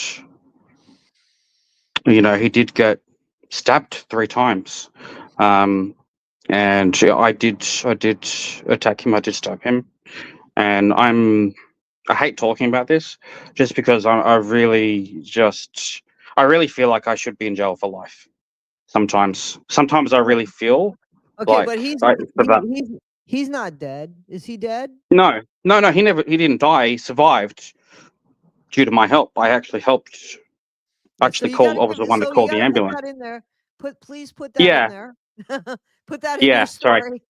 That's important. So initially, I stabbed him, and he was like, just had fallen to the ground and was screaming, and I ran away. But I decided to run back into the house and try to stop the bleeding as best I could on the major wounds, and called the ambulance, and basically told them that I had a guy that was dying, and that yeah, he needed to get there quickly. And so they got there quickly, and they saved his life. And luckily, a lot of the wounds he suffered were, 2 of them were kind of a little bit more than superficial wounds. Right. And yeah, but still, this is still a serious attack. Sure. And yeah, so I was probably, I think it may have been a day I was on the run for. And my dad was calling me up, and I'm pretty close with my dad, and I like my dad calls me up. I'm gonna answer eventually, and he said, "Look, you got to turn yourself in. If you don't turn yourself in, I'm gonna come find you and turn you in." And yeah, and look, the actual trial was. There wasn't really even a trial because I pled guilty and just took a basic, what's called a plea deal. And so when you take a plea deal, this is usually to avoid the hassle of a court case. So I didn't really, there was like a sentencing, but yeah, I think it was like 15 to 20 years. But I got out in 10 on good behavior. And yeah, I tell you what, people need to watch themselves. Like, there's so many people going to prison for crimes that they easily could have avoided. Like, yeah. So it's very important, and I want this to just hit everybody. So at the end of the interview that you and I did, you said to me, Toddy, anybody can end up in prison. Anybody can end up in prison.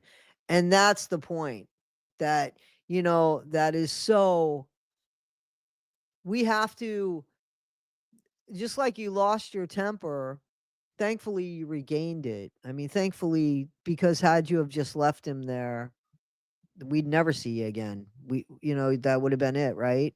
So, Yeah.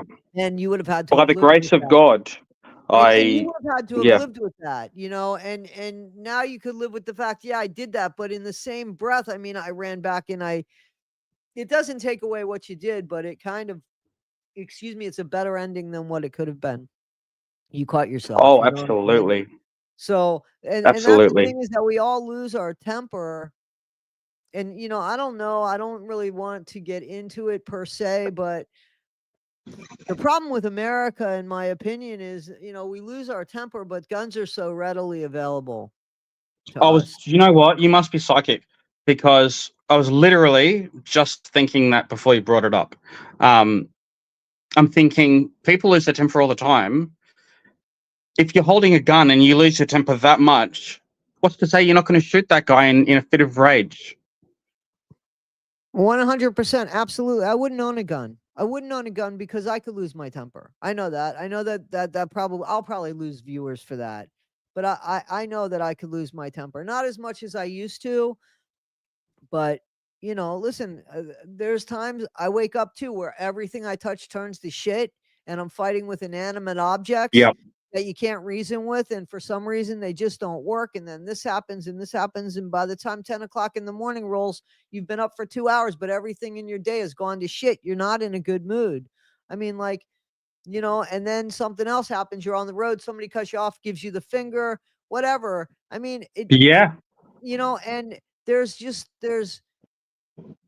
I don't know what happened to civilization, but there doesn't seem to be a lot of grace for people anymore. There's a disconnection. So what happened with civilization is the internet. You know what I'm saying? Everybody's virtual. We're making no real connections with people, that when we hurt somebody's feelings, it doesn't hurt us anymore. It used to, when you hurt somebody's feelings, it used to hurt you because you had a connection with people that you understood, you could relate to. Relating to people now is all virtual, more or less, Now people are actively, having 3 or 4 different Reddit arguments at one time. Yeah, no, I don't even get on Reddit. I'm not even part of Reddit, to be honest with you. But like, I get stuff sent to me. But like, there's people out there who literally are just checking Reddit notifications to see the person what they're arguing with replied with. That gives you an idea of the internet age, There's a lot of anger, right? So there's a lot of anger, and it's anywhere people could have it go, they don't care. So this Reddit and the Discord, from my understanding, I've never even been on Discord, is filled. It's hateful. So yeah, I mean, there are things that can keep people spinning negatively, and in the meantime, people need to grab themselves out of that and try to spin positively. So that happened for you in jail or prison, when finally you were like, yeah, I'm not going to bang my head against the wall anymore. I'm not going to do bad things in prison anymore. I'm going to go ahead and do good things now. So how did that happen? What happened that made you go from one to the other? And I'm going to step away for a moment, but I'm listening to you. Okay. I just want to get some more of my beverage. Is it okay if I just quickly have a 1-minute bathroom break? Oh yeah, you go ahead. You go ahead and I'll stay. I don't think we should both be gone, but you go ahead and I'll stay. Probably, and then yeah. when you come back, I'll go. I'll tag you. Okay. All right. You go first. Okay. Very good. Hey guys, how is everybody tonight? Thank you for joining us. It's very late. It's 1:00 in the morning. And I'm not as tired as you guys are because this is my work schedule. I'm just off tonight, but I do have to go to work tomorrow because of an event that's happening there. So that's during the day. How is everybody? Thank you guys so much. I see you guys talking. Kung Fu Panda, Billy Pembor, Annie, Jessica. Don't join these communities and stick to ones like these instead. We share kindness. Thank you. I appreciate that. We try. We should. Christine, how are you? I'm glad Matt's out too. Dubes 8. Who has a gun? Are we talking about Christy Blanchard? Christy Blanchard? I think that whole family's packing. I don't know if Gypsy should be around a gun in her house, honestly. I think that would be part of the parole, right? She shouldn't be around she shouldn't be around knives or guns. That's Gypsy Rose. I haven't paid attention to her today. I've been sleeping a lot lately. I don't know why. But yeah.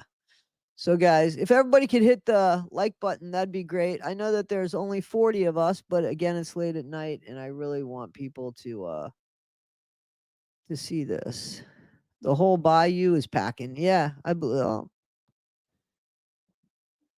I'm in the same time as Matt, so it's good timing for you. Jessica's in the same time as you. Okay, so I'm going to step away. Matt, you just chit chat with them. If you could read the comments somebody's writing, if you like to share stories like this, Toddy, I'd be happy to share my story. Okay, reach me, hit me up at toddy1skip@gmail.com.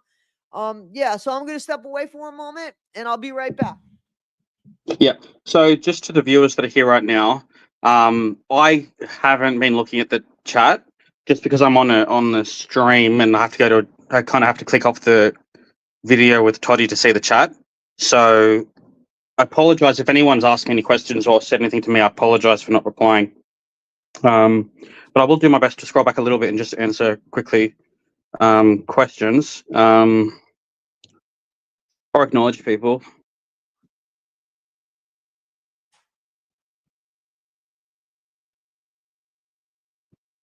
Jessica. Yeah, I'm from out west in Sydney, put it that way. Western Sydney, the western suburbs. Frankie has this. Yeah, Frankie, you should email Toddy and give her the details. I'm sure she'll be happy to give you her email address before the live is over, so you can email her your story, and then she can interview you like she interviewed me. Holy jolly. Matt, Jessica had a good question for you. With the knowledge you have now, how would you recommend someone leave or escape Scientology? Okay, so great question. It really depends on how deep into Scientology you are. Like, if you're OT8, which is acronym for Operating Phaeton Number 8, that's the highest course you can do on a bridge to spiritual freedom. That's it. So yeah, if you're an OT8 and all your let's just say you run a business and all your employees are Scientologists, because usually that's how it ends up being. Like, they have no incentive to leave, even if, let's just say, even if they came to realize that, you know, they haven't been right about it, everything. But if you're just doing like basic courses, like communication courses, oh, that was nice, but you feel that the church is kind of pestering you and contacting, because if they have your number, that's bad. You never give your true number to the church. If you ever do any course, they're going to get you to do a personality test first. It's just standard stuff. And on this, when you fill out forms and stuff, it asks for your phone number. Just write the wrong number in, because once they have your number, they're going to be calling you and asking you for money. You don't know who will be calling you. Your number is in their system. And let's just say there's people that are trying to raise money for an event. They call you. Let's just say the IAS needs to raise money for a new, they want to buy a new charity building or something. They're going to be calling you. They're going to be calling their system of people. So yeah, but leaving Scientology, just leave. You don't have to go, oh, I'm leaving. You just stop going to course. They're going to want you to go. If you're a Scientologist and you're doing courses and stuff, you have what's called a schedule. So you agree to a schedule before you undertake any course. And let's just say you're doing a course, you might say, on Monday to Friday or Monday to Wednesday, I come in from 6 to 9:30, or I come in on Saturday and Sunday. But you don't have to pick up the phone, to Scientology. You don't have to abuse them. You don't have to attack them. You don't have to just answer them. So yeah, it's much. But then again, if you're an active Scientologist, I suppose they're going to know that you haven't given them your real number. But yeah, leaving Scientology.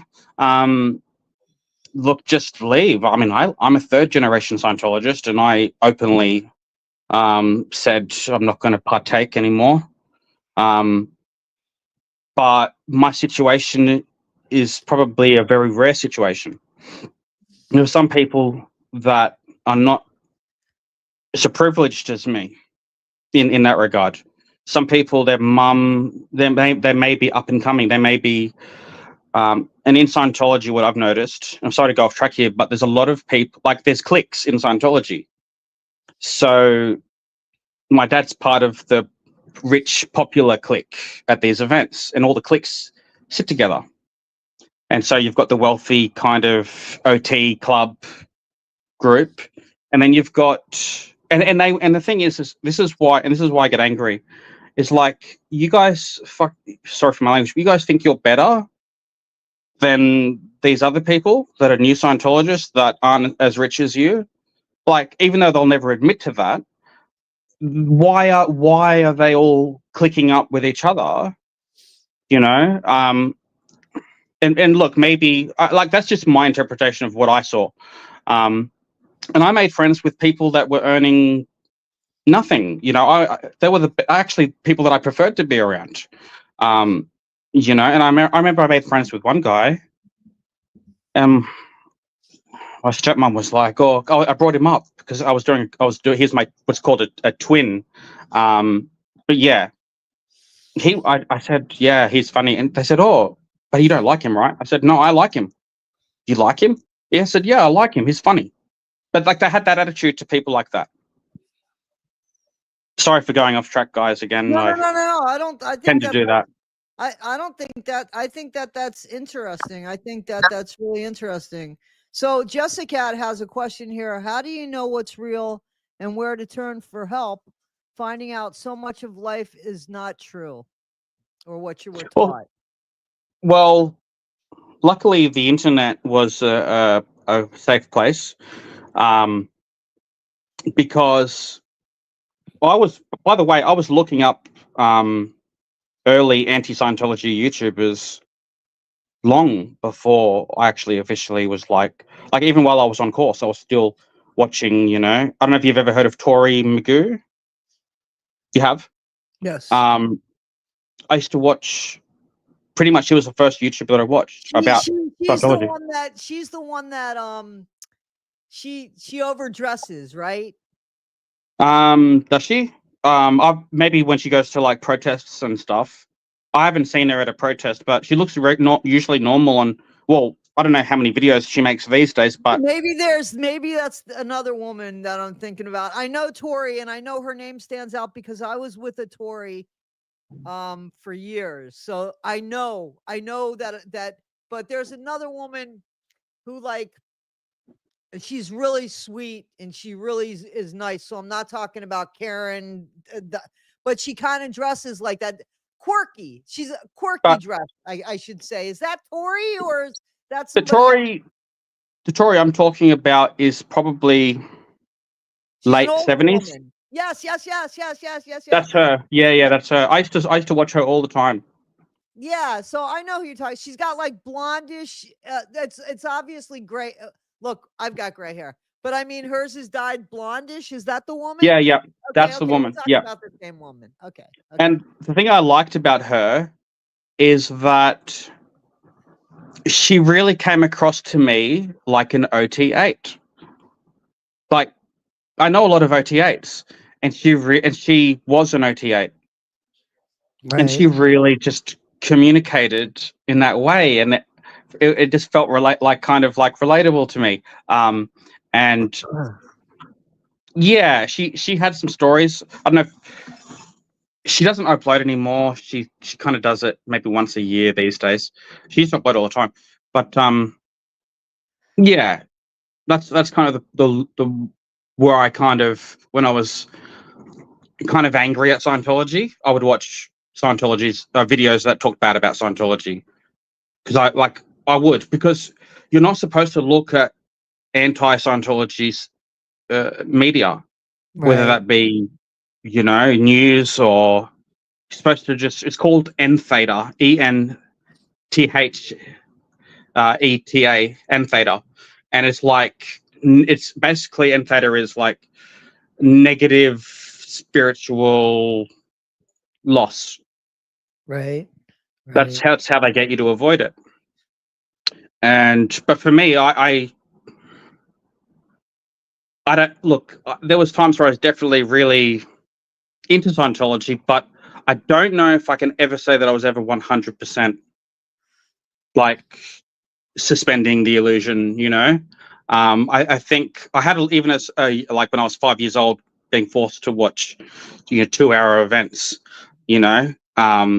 How boring, for a kid to make a kid sit through that. And we had well, you're not a kid. You're not a kid. You're 100-year-old being in a baby's body. A billion-year-old being in a baby's body, and that is kind of and that's a policy by LRH. But think about that policy. It's an official policy by him that we're spiritual beings and our bodies are merely vehicles. And when this body is no good, we're going to do what's called drop the body, and we're going to go to the nearest hospital and we're going to pick up a new body. And that's what I was always taught. And I was told by my parents, now if you grow up and you do your OT levels, you'll have the power to pick which family you can be born into. And she said, you can pick a rich family. And I said, oh, that sounds nice. A rich family.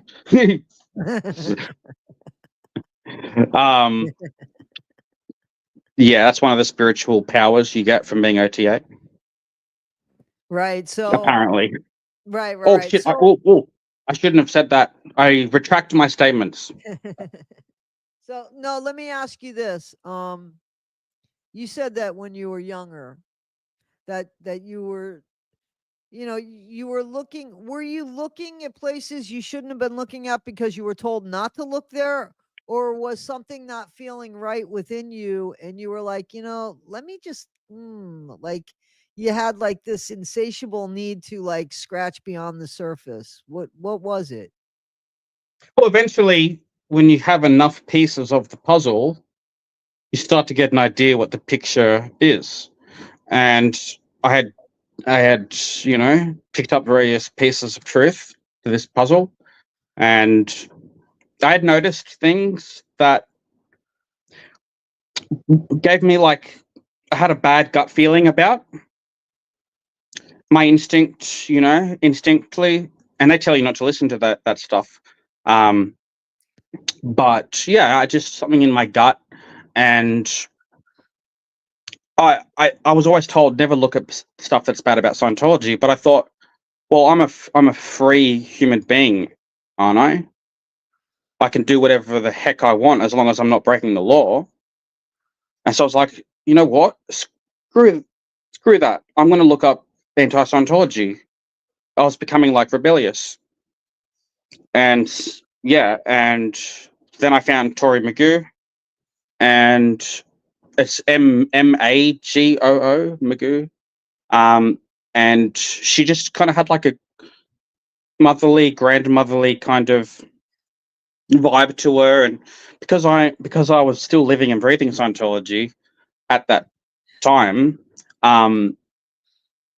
she was probably the best possible person to kind of for me to be exposed to, and to kind of go, oh, okay, this is the reasons that people protest at the front of the church all the time.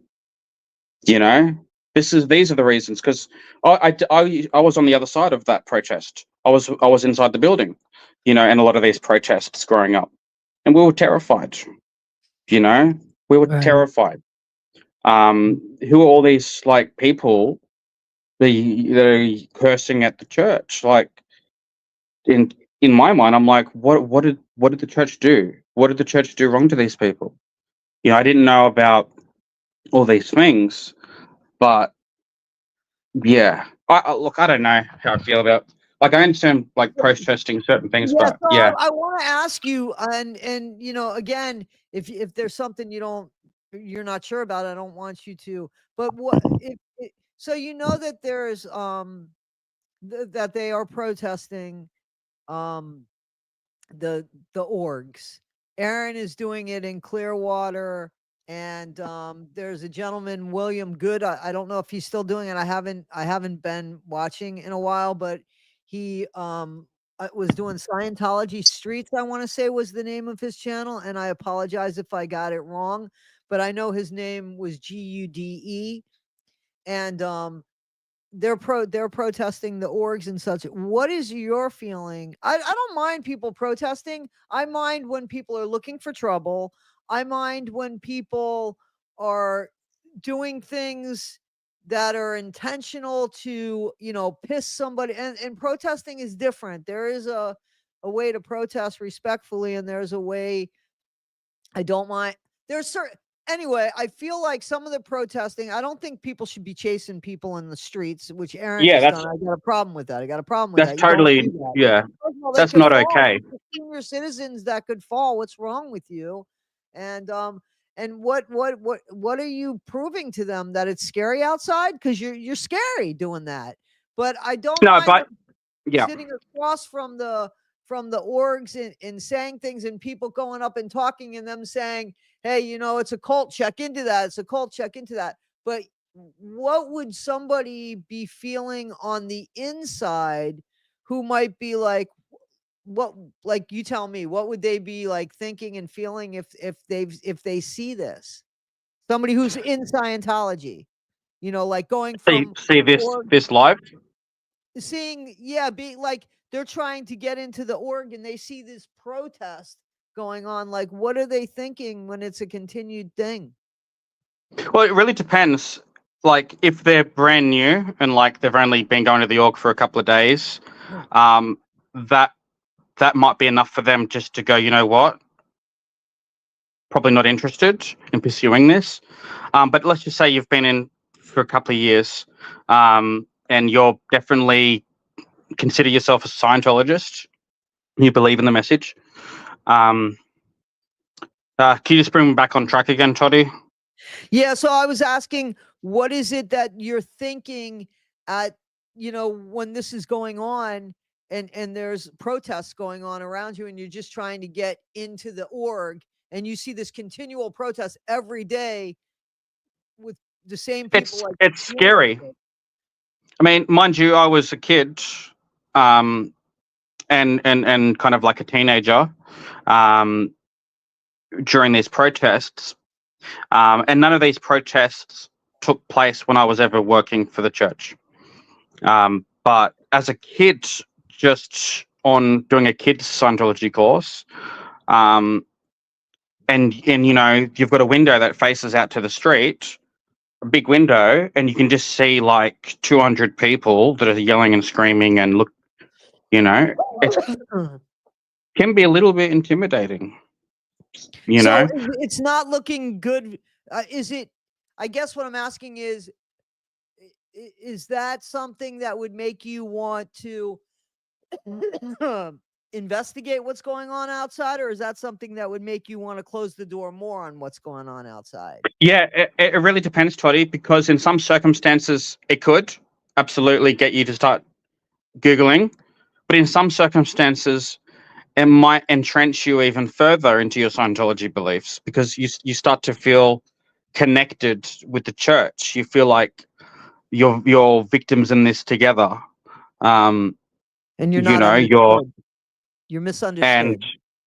and they'll say that they're being attacked because they're trying to clear the planet and get rid of. They hate psychiatry, get rid of psychiatry, and there's a lot of attacks. There's a lot of vested interest, and that's where this is what you're told. Did you know that Scientology loathe psychiatry? Oh, absolutely. But we also know we know that, but we also know that L. Ron Hubbard went to the psychiatry board, and and the Submitted his psychology, Dianetics. yeah, and that they They laughed laughed him at out the him. building. Yeah, and that's probably where the hatred came from. And the sad bit is, again, I think Dianetics has a lot of good practices in it. I definitely think it does. Yeah. I think where Scientology gets lost is its exclusivity, which, its cost, its goal, and its lies, and the space thing. That's the problem. And in the meantime, as I'm getting older, to be honest with you, as I'm getting older, I'm beginning to think God might not be the white-haired, bearded man that I had a picture of in my head, and I might lose subscribers for this, and I don't mean to. I'm just talking about my beliefs. But if God created everything, then God created the universe and everything that's in the universe. So God might be somebody who's totally alien, and I mean that, to me. I don't care what God looks like. I just care about the feeling I get from loving God. So what God looks like doesn't matter to me anymore. So I don't have a problem with God being an alien, but with here's my problem with L. Ron Hubbard is he could have put this in one of his science fiction books and it would have been a bestseller, because this isn't a religion. This is some self-help points that really do help people. And things like you reap what you sow, karma, what comes around goes around, is totally in the same vein of you pull in what you get, which is their Scientology language, right? Yeah, What if you you commit it put in is overt. what you pull in, right? Yeah, So, but if you commit just it like overt. karma and just like everything else that we're talking about. But the thing is, the disconnection, but that is not the only religion that has a disconnection. We lost Matt, he'll come back. So the disconnection, my God is a loving God. In my opinion, my God is a loving God, and he's not going to kick people um out of loving and being a part of a family because they're testing faith or they lost faith. You know what I'm saying? But Sorry, Toddy, I cut out. I cut yeah, out no, for a no, moment that's there. cool. I was just talking about, that the problems that I had with Scientology was the disconnection, and that I feel like I come from a loving God, and A loving God doesn't say, listen, if you don't get along with that family member, you just don't talk to them ever, ever, ever again. And listen, I heard that. I have family members, so I don't mean to be hypocritical. Because if somebody were to look me up right now, they'd see that there are family members I don't speak to and I don't want to speak to. That's not a religious thing. It's not God saying to me, hey, listen, don't talk to them because ... That's me saying this person might be toxic for me and I don't want to speak with them. So, but to have religion dictate to you who you speak to and who you marry, that's not my God. That's not the God that, he doesn't keep you in that box. And Scientology is way too controlling and way too constrictive, and it's got the fingers in everything. But yet you turn around and you look at the business sense of it and look at what everybody's working for. Show me where it's going, and all of this money, show me the good that it's going to. You know what I'm saying? And don't threaten people that if they don't do this, they're going to get booted out, or you know what I mean? It's like religion is supposed to enhance your life. I don't think it's so much supposed to control your life. It could dictate, the direction you want to go, but you're allowed to get there your own path. You know what I'm saying? That's what I think religion does. It kind of like helps you get to where you're going. It doesn't, I don't know. It's just Scientology is Dianetics good, Scientology science fiction. That's my feeling. They're two separate to me. Totally two separate things. Dianetics existed before Scientology. Scientology did not exist before Dianetics. It was based off of Dianetics, from my understanding. But Dianetics could have stood alone, like I said, and it would still be one of the better self-help books today. He could have still been making money today. How much money do you need to make? You know what I'm saying? But this became a thing about control and power. And that's what got to his head. Oh, this is working for me. Oh, this is what, and I believe a lot of the programs worked. So he got that, and then I think it just again became like a perfect storm for L. Ron Hubbard. It got to his head, and you had a lot of people speaking about things, and then you got this little fucktard, David Miscavige, that says, what can I do with this situation? And, he just comes and just makes it even worse. It's not even that he added anything more positive, where I feel like L. Ron Hubbard definitely added a lot more positive. There's a lot of good exercises in Dianetics, but I don't know if he started losing his mind. I don't know if he just didn't care anymore, L. Ron Hubbard. I don't know. But Dianetics good, Scientology not good. That's my feeling. Yeah, like think of Dianetics as like a popular TV show that everyone liked, and then that TV show gets a spin-off and everyone hates it. Yeah, a little bit more serious than that. But anyway, so let me ask you, because this was a question. When you were incarcerated, you were headed down the wrong path. You shared that with me, even while you were incarcerated, and you had to be pulled back a few times, and you had gotten into some trouble there. But at some point, you found a way to say, man, let me just get past this. Let me get through this. This isn't working for me anymore. Let me do the right way. Let me focus on the right way. You found something in prison that you don't have to go to prison to find, but you found it there. And that was the thing that made you start, turning and seeing a different way. So I want you to share that, if you would. Yeah, so I was, obviously not necessarily getting into lots of trouble, but the thing is when you're in an environment like that, people are going to try to test you at least, once a day. You're going to get tested, especially if you're new, definitely. But yeah, and so I got to the point where I was like always waiting for someone to say or do something so I could just handle it. And I started focusing on that a lot, and then but it got to the point where like people knew who I was. No one was going to attack me.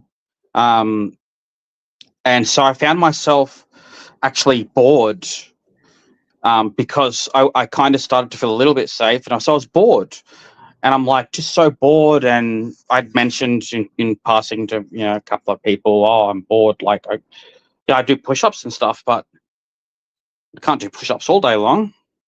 And yeah, so a friend, I won't say his name, but he was an older guy, older gentleman. And he kind of said, we were talking as we are getting lunch.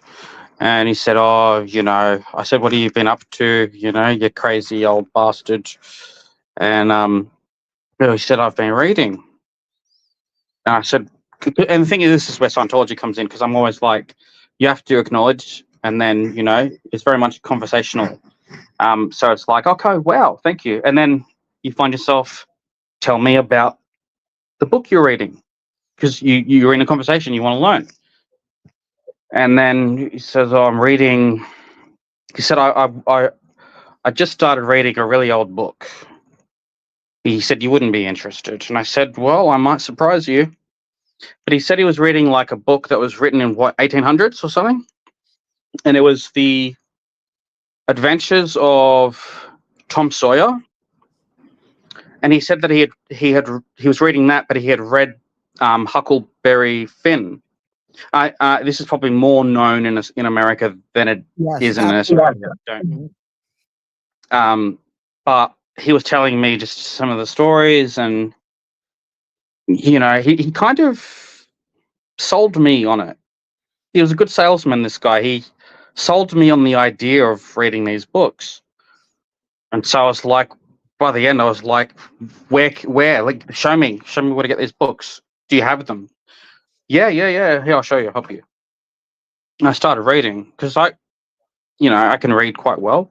I grew up reading Scientology and also Goosebumps.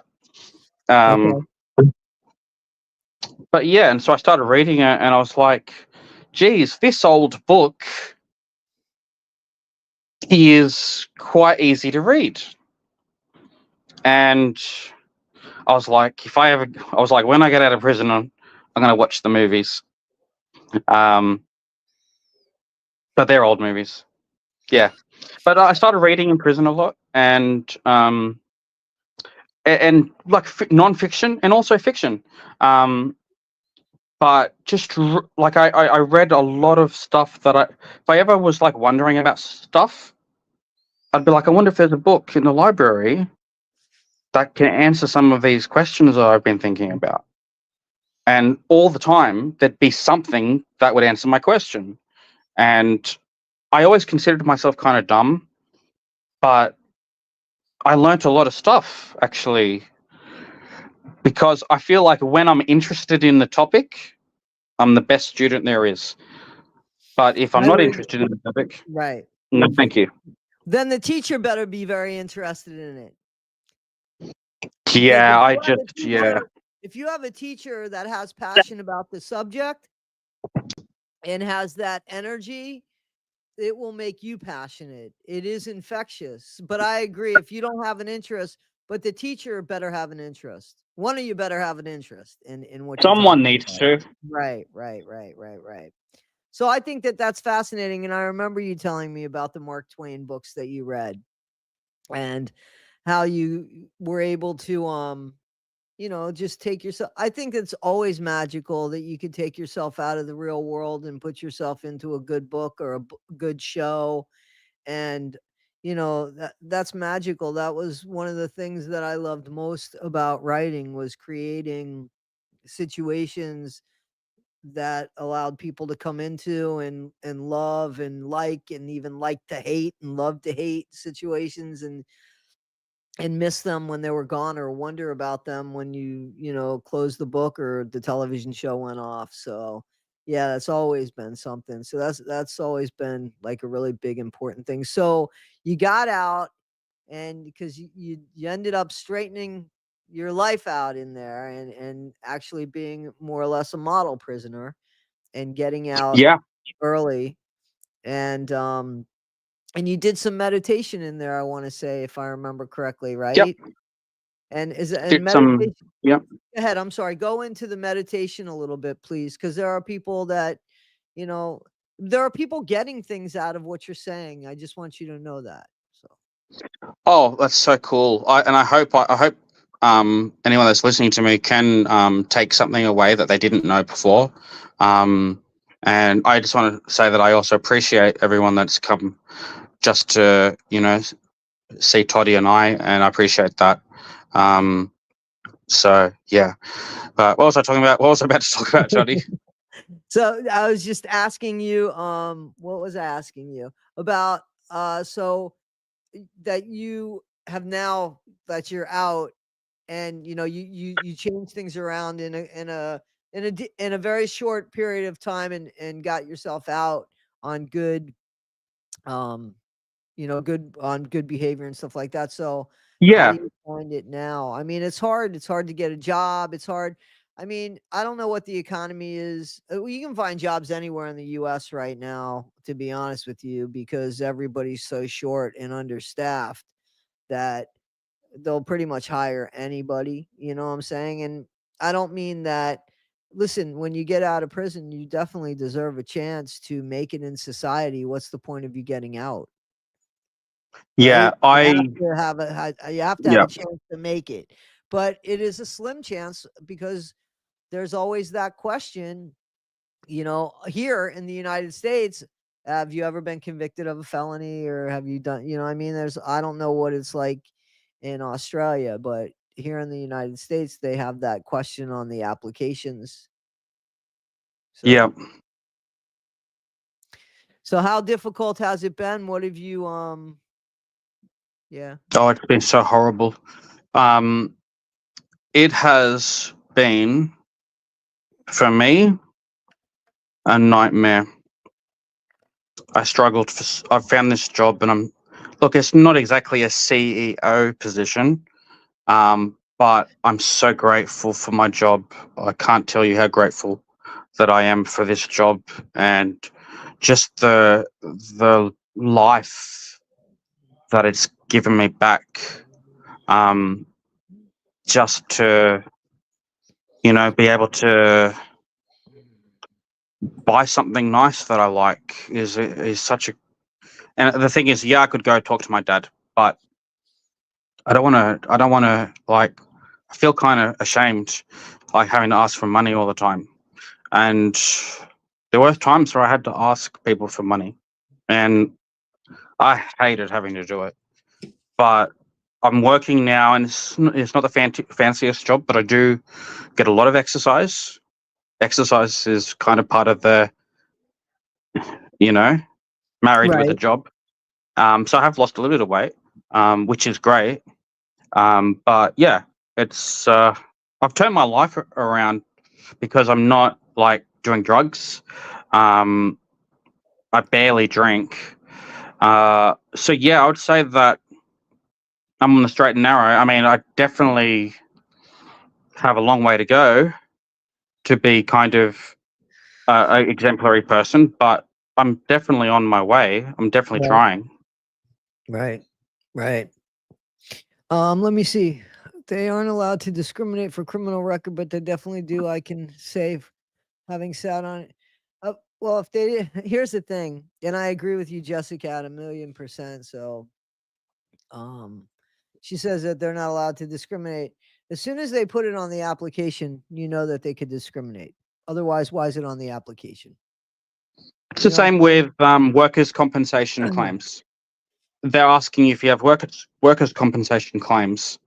If you fill in that and say, "Look, I had an incident," Right, right, that right, that's actually working against you. right. It may Yeah. not be the deciding factor, but Well, they're I not don't allowed think to they see say it as it. plus. They're not allowed to say it, are they? No. So, but who knows? People are people, as we know. People are people. But I know now, you told me, because I know you were struggling a little bit there with a job, and Oh, I was, yeah. But then yeah, the interview that I did with Toddy was almost 2 months ago now. right, Um, and after I spoke to Toddy, I don't know, without sounding cheesy and corny, it kind of gave me a new lease on life. You know, I got to talk to Toddy, and I've been watching Toddy, and I was like, I'll tell her that I'll see if I can get her attention on a live. And that's how and I said, oh, Toddy, I was in prison or something. And then Right. you like email me, and then I emailed you, and then, but geez, Right. it was no later than a week.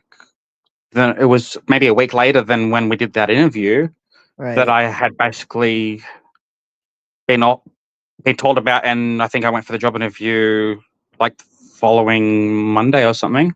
Got offered the job and started a week later. I think that's awesome. But I think that, it's very late at night here, and we've Oh, been I on bet. for, yeah. Well, Got 2 o'clock in the morning. yeah, it's almost. So, and I know that people will they'll replay, so they'll watch this in the morning when they wake up and such. And but I think that, you know, y- there's a lot of people getting stuff out of this. And I think that, I'm glad to hear that.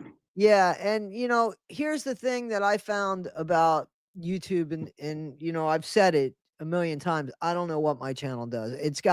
I know it has something to do with injustice, because I'm trigger happy when it comes to when people are treated unfair, that I can't help myself but to get involved in that. So I don't know what my channel's about. I talk about Gypsy Rose. I'm talking to you, Scientology, the Menendez brothers, missing children, which is something that I'm very passionate about. Have you seen the So Menendez brothers doc on Netflix, the TV yeah, show? yeah, monsters. Yeah, yeah, yeah, yeah. I have. I I actually have. liked it. I thought it was well done, and I think that they definitely should have the chance to they should have. Revisit, yeah, Exactly, exactly, and I feel the same way about Nick Godejohn. Gypsies. absolutely. That He's yeah, he and committed the murder, but he well, was in a but very vulnerable state I'm of not mind. too sure. I know that he thinks he did, but there's so much that's coming out now that makes really people question, not just me, not just I'm not a conspiracist. I'm not that person. Listen, I kept thinking about this, and I'm going to put a video on about this. Had Gypsy Rose gotten out of fucking prison and just wrote a book, gotten that money, and went away, nobody would think anything. Nobody would be the smarter. What happened with Gypsy Rose was she kept running her mouth, and the stories didn't add up. And because of that, it made people look into the story. She's the cause of why people keep looking into her story, because she just doesn't know how to shut up, and her stories aren't the same. And that's her problem. So, Yeah. what I'm saying is, with your YouTube channel, I wouldn't so much focus on, well, I don't want it to be about this, and I don't want it to be about that. It should be about what you feel passionate about, and that could be vague. And then later, if you want, you could start, like now I do some funnier videos because I feel more comfortable. But still, they're about the same basic things that I'm talking about. It's just approaching it a different way to keep it fresh.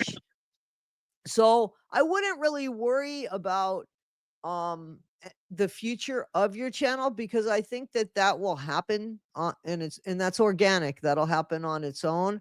But I think that, if you enjoy helping people, certainly right now, there are people that you are helping, either with, the fact that, well, here's a guy whose dad is in Scientology, third generation, and he was able to walk away without making a big stink over everything. How come this guy's not making a big stink? What's really going on? And it's showing people a different, and you can put your limit. You got to put your limit on what you're willing to talk about, your boundaries, and you have to stick with them. You have to stick with Well, those Toddy, boundaries. you were my boundary, and I thank you for that, because there was one time you were like, Matt, are you sure you want to talk about that? I'm like, good question. Yeah. Yeah. Yeah. So Um, But even if you have something on your computer, and you don't have to do live videos until you feel confident, about what you're going to say and stuff. But you could stick as I don't have anything on my computer, but trust me, if I needed to remember something, like if I was talking to somebody that I know could raise my temper, there would be a sticker there that says keep fucking calm. Keep fucking calm. It would say it so that I could look at it, because I have to do that to myself as well. So, but I think that you have a lot to offer on on Oh, YouTube, thank you. and I think that by all means you should, but the thing about YouTube is you got to keep feeding it. Otherwise, that's what was said to me. Make a video every day. And every day I made a video, between 8 to 20 minutes, and even if it's just about, starting like first day of, you don't have to give out great details of, you know, starting a job out of after getting out of prison, being accustomed to life, how life has changed. The cell phones are different. 10 years is a long time to be away from technology and then to come out It and is. be forced into technology. Because even 10 years ago, there were still landlines. You would call people, they had phones connected to the walls and stuff. And now I haven't seen at work there's a phone connected to the wall. But People's like home. they're becoming obsolete. You know what I'm saying? So I mean, and Mm. phone booths. Like who'd have thought there wouldn't be phone booths? Like there were phone booths. I don't know what you call them in your country, but you know what I'm talking about, where the public Yeah, phones where you phone put in booths. money. Right. So, a phone box. So all of everything, you know what I mean? Like I think that you have a lot to tell stories, and people are interested in that. People want to know, like, well, now how did you figure, how do you navigate? How do you, like, listen, 10 years a long time, and then all of a sudden the phone rings, right? And that scares the hell out of you. When my dad was incarcerated all that time, my stepmom told me a story that my dad came home, and it was before cell phones, obviously, and all that, and the phone rang, and my dad jumped, like he just jumped, because he hadn't heard a phone ring in a long, long time. You know what I'm saying? So there's a lot that changes, and accustoming to you, and growing around it and changing and catching up with it. That's fascinating storytelling. You know what I'm saying? So I'm not telling you what you could tell, but everybody has a story to tell. You know what I'm saying? Everybody has a story to tell. So it's just that people need to take the time to listen to the stories.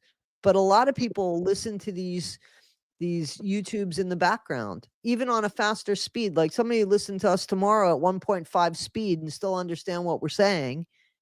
You know what I'm saying? And that's fine. I listen to a lot of this stuff at 1.5 speed because I got to take a lot of information in and such. But I just think that you have a lot to offer, and that you could do really well on your channel. I think it's something you should follow as well as your job, because Yep. YouTube a couple hours, but I can help you with stuff that you don't know, and I'm happy to do that. Oh, I actually wanted to ask you something, Toddy. And totally fine if you're not cool with it. Uh-huh. But I actually wanted to interview you, Toddy. On your channel. Yes. Absolutely. Absolutely. Maybe this time next week. We could Like, well, do same time. we Not could this do this time, but yeah, we could do next Sunday. I was hoping to work next Sunday night, but if we don't do next Sunday night, could we do like a Monday night at this time? Because I could do yeah, like Monday night. this time is always good for me. Yes. Like, So I will commit to now I'm on somebody's channel. Hang on one second. So on Sunday I'm doing Into the Woods podcast. I'm supposed to be interviewing. They asked me to come back on their thing, but that's during the day. We could do next Monday at this time.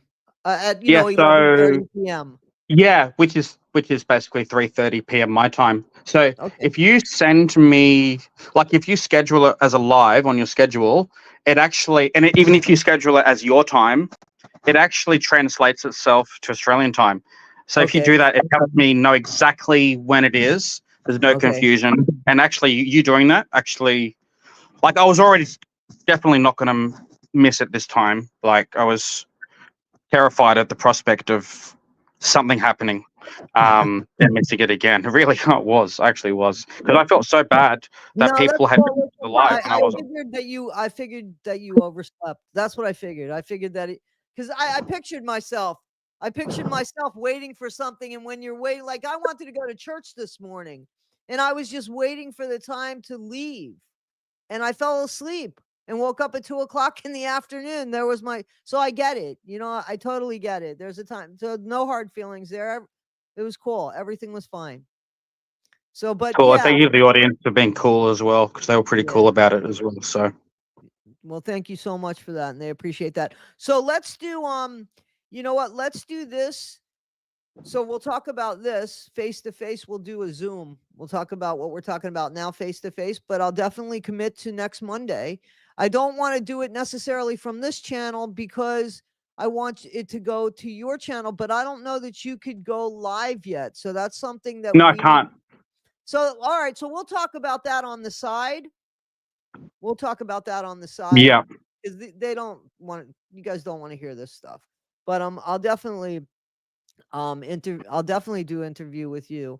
And we could do it. I have a lot of questions that I want to find out. Sure, we could, and we could do it Zoom, and from that you could put it on your channel. Oh, thank you so much. I'll help you with that. That would mean the world to me. That's not a problem. So we could start closing this down because it is getting late. It's almost 2 a.m. And thanks, guys, for staying up to see us. I just want to see if anybody has some questions to ask you real quick. So anybody have any questions to ask Matt real quick? Anybody? I know there's only 28 of us, and I appreciate you guys. I know that there'll be a lot more tomorrow morning. I slept through the last one too. People are saying they slept through the last one too. So you see what I'm saying? Because I think Jessica said that she was, assume it's a she, from Sydney, and I think it's like the opposite. I think it's like I'm waiting up to basically 11:30, 12 o'clock I think it was 12:30, and I just kind of let myself doze off just a second, and that was a bad choice. So Matt, so guys that are asking, yes, I will. Yeah. Did you want me to quickly see if I can? Yeah. So Matt's gonna get that. We're getting Matt's channel now. We're getting it now. Thank you guys for asking. Holly Jolly, how you doing? Oh, so you were trying to be funny. Could one of you share Matt's channel? We're working on it. We're working on Matt's channel. He's looking it up because Matt's channel is going to be brand new. He's part of YouTube, but he hasn't done a lot on his channel. Hi, Brittany. How you doing? But I'm going to comment on, like, as soon as we get off this live, I'm going to comment my YouTube email address so that anyone that has any questions that I did not answer. Yeah, so when you do it, put some asterisks by it so that I see it and I'll pin it. Okay. So just put some asterisks by it and put the YouTube channel, and I will go ahead and pin it on this on the comments here. So that's where it will stay. Yeah. But yeah, I'm just like, if anyone feels that I've helped them tonight, I'm glad that I have. It really makes me feel good that I did that, and I hope that I can talk about some of my kind of what I learned about just life from leaving Scientology and then going through prison and turning it around through the grace of God. There you go. Absolutely. Let me ask you this. I know that I said we're going to close this down, so that I might be opening up a can of worms here. If I am, my apologies. Wade Wilson, are you familiar with Wade Wilson at all? I'm not talking about Deadpool Wade Wilson. I'm talking about no. Yeah. I know exactly who you're talking about. Yeah, I know him. I've listened to not all of his jail phone calls, but I've listened to some of them. I'm up to date with his different kiosk. What's it called? Kiosk Karen, was it, or was it Karen? Kiosk Kristen. Kiosk Christian, and he Yeah. was such a. He turned asking for money through jail phone calls, an art form. He's an artist at asking people from steering a conversation that has nothing to do with money, from steering the conversation into, yeah, I really need money. Can you help me out? I'm in need. Like, he is really good at that. I We're ready to send him money. yeah. So, so I you know, it is ridiculous. I mean, it is ridiculous that he has made so much money, and it honestly is all about his looks, and it's not even these women are most of the phone calls. Okay, in 2015 I thought, well, it was before the tattoos. He was a nice looking man, and then he started scribbling on his face. And I don't know if you know this, but he's got half of his teeth knocked out. He doesn't have the beautiful smile that he did have. And they would listen. I'm not going to take away the guy had a beautiful smile, nice dimples, good looking guy, and he tore that all up. And drugs helped him with that. Yeah, So he was on ice. He right, was on so methamphetamine. yeah, so you know that he actually OD'd in prison, in I didn't jail, know that. I didn't know that in fact. jail, in jail. He OD'd, and yeah, he was brought to the hospital. He was brought back, everything with Narcanon and stuff. Oh yeah, he definitely did. And he was getting in trouble left and right while he was in jail. So now in prison, I don't know that we've heard any of the prison phone calls. We've heard jail phone calls, and that channel. It's a huge shout out. Prison phone calls from prison. Huge shout out. YouTube Streets, Jumpsuit Pablo, huge channels. I mean, just even Coral and Dexter, they talk to the Wade wives, and they're anti, just so you know, and they are bringing like clarity to this. But this guy has made so much money. So my question to you, and I know, so how long have you been out? Tell people how long you have been out. Oh, about 6 years. Okay. So 6 years you've been out of the joint. So do you know anybody that nobody like Wade Wilson, I know, but anybody, do you remember? Because it's so true, though. Do you even when I worked in the jails? So this is something that's always it's a scam. With the inmates, they're always calling several different people, telling them the same exact thing to get money in their commissary and money on their books, right? So they can have, some of them are truthful to wives. This is not, I'm not talking about everybody, but the majority of inmates that I came across, they would order the same greeting card, the same I love you greeting card for 3 different women saying the same thing. And it was all about getting money on their books, right? So you had Yeah. to have come across that. What was one of the, see, this stuff people are interested in, and it's lighthearted in a sense, in a very serious situation. Like, what was the most creative thing? And I know you have to think about it, but like, what was the most creative thing? Whether it be a shank, whether it be how somebody connived and got money, extra meals or something. What was the most creative thing? Because in my mind, I could think of 2 things that were very creative, that were like, okay, now I've seen it all. You know what I'm saying? That in the jail or prison system. Hmm.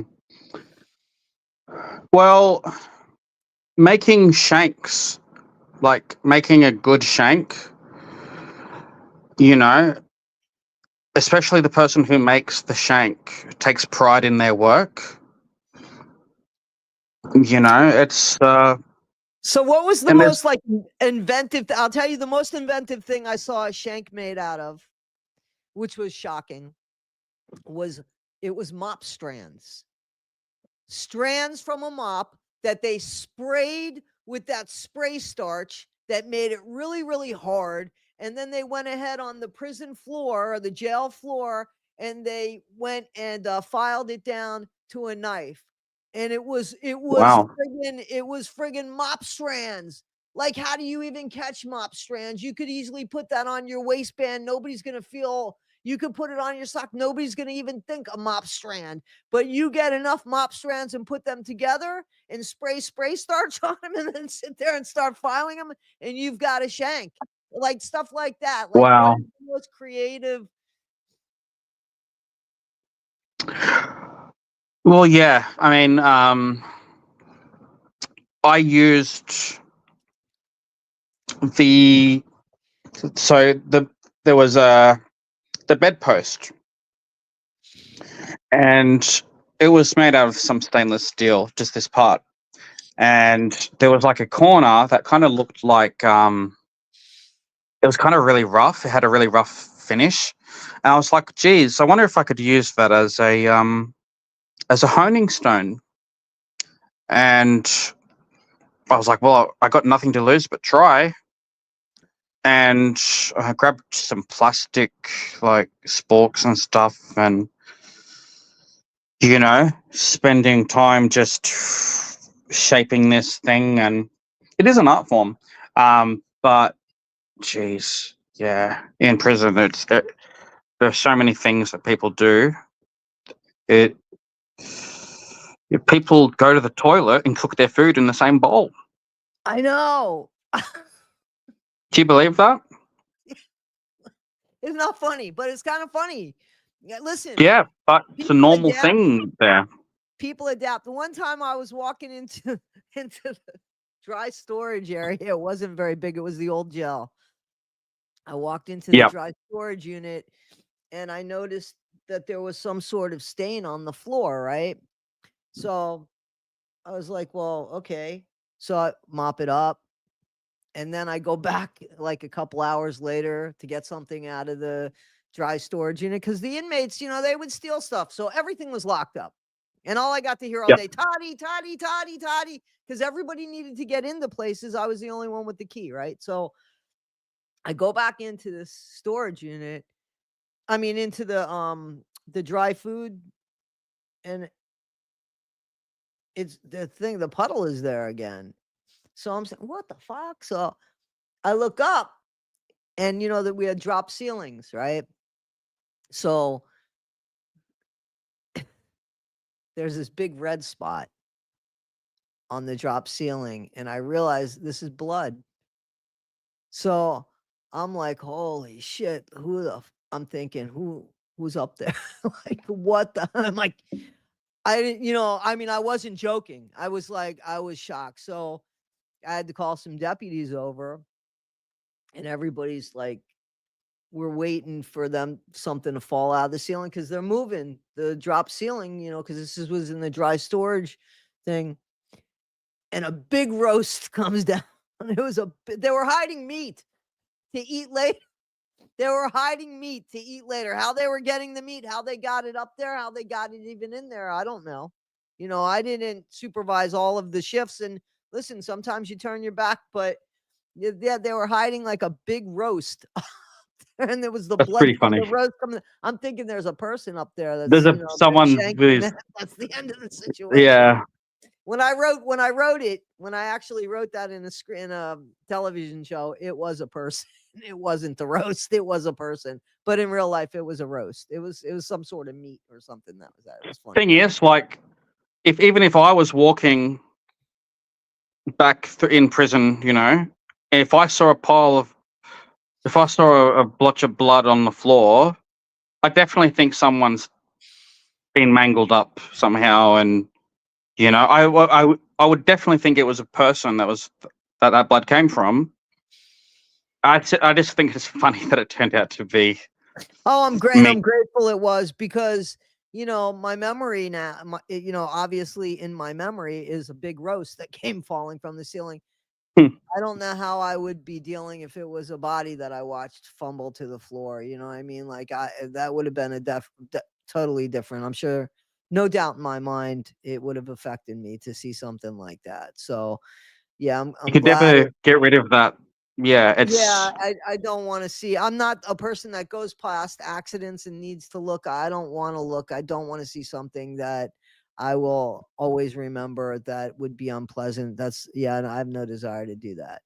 But I am getting ready to close this off, but I would love to do another I mean, we're going to do the interview that you'd like to do with me, but I would love to meet again and talk about things like what we were just talking about, and speaking about like Wade Wilson and yeah, how and Gypsy Rose and Gypsy Rose. No, she's one of your favorites. She's one of your favorite. Do you think I know that you probably don't really know the laws in the United States and such, but so I don't want to ask you that. Let me ask you a different one. Do you think she's actually pregnant? Mm.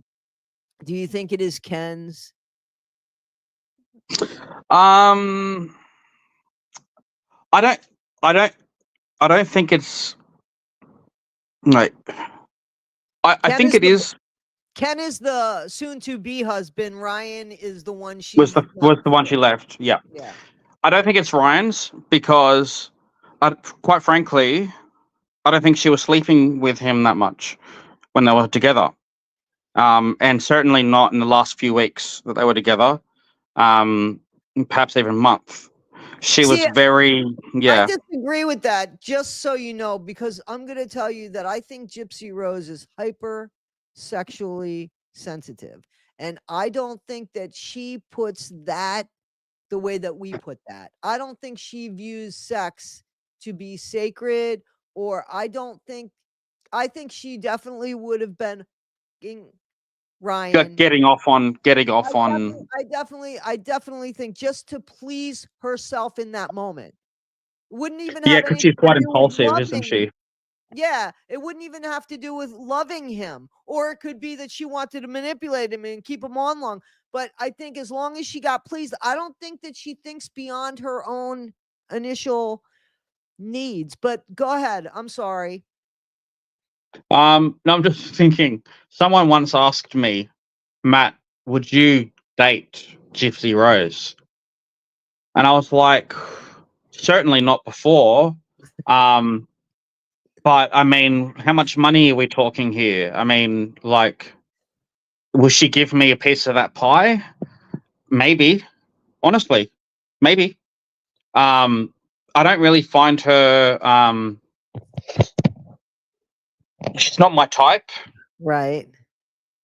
and her personality doesn't win me over either. But you would tolerate it for enough money. Oh, look, I don't know. Like, none of us know what we would do in this situation. But, like, hypothetically, she says, Matt, like, I'll give you $1 million. I might think about it, you know? Could you imagine? That would be so funny. Do you think she'll stay out of prison, or do you think that do you think that she killed her mom? Um, I don't know. I know that she had something to do with it. Oh, of course, she admits Um, to that. whether she was the one that drove the knife physically into her own mother herself, I can't comment on that because I haven't researched that. Um, but that's worst case scenario. She did the killing herself and then threw Nick under the bus. That's the worst case scenario. Best case scenario, she did what she was accused of doing, and she manipulated someone that was mentally vulnerable to suggestion and in love with her at the same time, which is a recipe for bad things. Right, right, that's Which right. means that he would literally do anything for her. And so all she had, and so from what I understand is she said, "Look, we've tried to get my mum to like you. We tried to stage the meeting at the cinema. We tried to do that. We tried to do this. She did not like you at all. The only way we're going to be together is if you kill him. Or kill my mum." Right, And so at best, that's what happened. And that's not good. right, At right, of course. worst, he took the fall. She manipulated him in advance to take the fall and admit to the physical murder, which isn't out of the question. Definitely could have happened. We all know. We all saw the interviews. And if you haven't seen the police interviews of Gypsy and Nick, all you have to do is type in Gypsy Rose Blanchard interrogation video and then Nick Godejan Right. interrogation, and you'll see it. You can see the manipulation there. Yeah, I got to tell you that there's these smaller YouTube channels that are coming out now that I don't know where they're getting their information from, but some of it really seems to be actually legitimate. I think that a lot of some of these channels, and I'm gonna like introduce them onto, because when I get something, I want to give information and where I got it from. But there's this one channel, and I don't want to say the name because I'm not going to get it right. I'm going to say the wrong channel. So I'm not going to say anything about it, but I'm doing a video on it. But Yeah, in the err on the meantime, side of caution. yeah, but and well, especially a newer channel, because I want to give that channel. I mean, I don't think they even have 1,000 subscribers, so I really want to give that channel the attention. But what they've and it makes sense to me, and they have some factual stuff that at the crime when it was happening, there's blood splatter that makes you believe that it's possible that Dee Dee was crawling for safety to get away from what was going on. And that I've never heard brought up, but when I see the pictures and I see, well, why is there blood there? Well, yeah, wouldn't that make like, and it seems to like these newer channels, I don't know if they're just looking at things, when you pull away from something, you see it better, right? So now there's so much hindsight that that's golden, right? Because when we were first jumping on this, this was happening in real time and such, and then we didn't know things and such. But now, with her behavior and everything she's saying, people are able to actually look at this more critically. And there are people that are somebody who I follow. Her name is Trixie Lane, so she's a smaller channel, and yet she's a court reporter in Missouri, so she knows how things get handled in Missouri as far as that stuff goes, right? So, and that's where Nick and Gypsy spent time in prison, was in Missouri. No. Yes, it was in Missouri. I'm sorry. It was in Missouri. They got him in Wisconsin and brought him back to Missouri where the crime was. So that's and she's talking about things from that point of view, and then this other woman is now talking about things from her specialty, and it's showing. I always thought that Nick an unalived woman, and though he was convinced, I think he was convinced that she was alive. I think, like you said, it was put into his mind, so that the picture that really happened, he doesn't remember. He remembers what was said to him. You know what I'm saying? And Absolutely. when you're in that situation, I don't think you're thinking clearly anyway, obviously. So No. here you are, and everything's chaotic around you. I don't think that you could be 100% spot on even when you're there. He says he did it 4 times. He jabbed 4 times. I know that there are people saying, yeah, but he talked about the other things. I understand there's 2 different weapons used. That was just proven. 2 different knives. And she stole 2. Where's the other one? There's too much. Again, here's a woman that got away with MURDER of her own mom, spent 8.5 years incarcerated, could have made a little bit of money and gone away. Nobody would be the wiser. And look at what greed has cost her. I mean, because look at what's happened like now. How could money be worth this?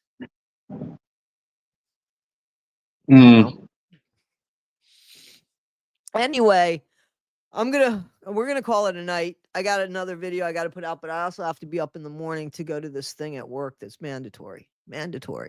It's a good thing, but I hate the word mandatory when I'm on my day off. Mandatory, Toddy, it's mandatory. But it's my day off. That's a negative word. So, right? Mandatory. but it's a good thing. It's a good thing. It's actually an awards ceremony. And I'm being nominated for an What? award. So yeah, Congratulations. yeah. Thank you. I I hope you appreciate win. that. Thank you. I appreciate that. I appreciate that. So it's not a bad thing. I mean, I don't want somebody from work to go, do you hear what Toddy said? She shouldn't win now. You know what I'm saying? So, I but think you'll win. well, we'll see. I appreciate being nominated, right? So, and you had to get an award to be nominated for this award. So I already got one award. So this award is just something extra. But I appreciate being nominated. I appreciate. But anyway, yeah. So I need you to, when you get a moment, to please go ahead and put in asterisk your channel. Is that asterisk on am I putting the text within two asterisks or just Yeah, one I asterisk? want you to put a bunch of. Well, I don't think that there's a lot of people commenting right now because it is so late Yeah. at night. So if you can just go ahead and put your email address, I mean, not your email, but your channel, I'll go ahead and pin it. And so we'll Yeah. do that. And then what I'll do is I'll reach out to you during the week and we'll figure out how to get you to stream. But we'll do the thing if you want on Zoom, and then I'll Mm. tell you how to upload it to get it on your channel, because I don't even think that you could stream on your channel. I don't know if you could stream on your channel unless you, I mean, even if I don't know if I could stream on your, I don't know if this could be streamed on both channels unless you have the 1,000. I don't know. But Yeah, we'll find a way. we could do a Zoom, and then you could just grab that and you could put that on your channel.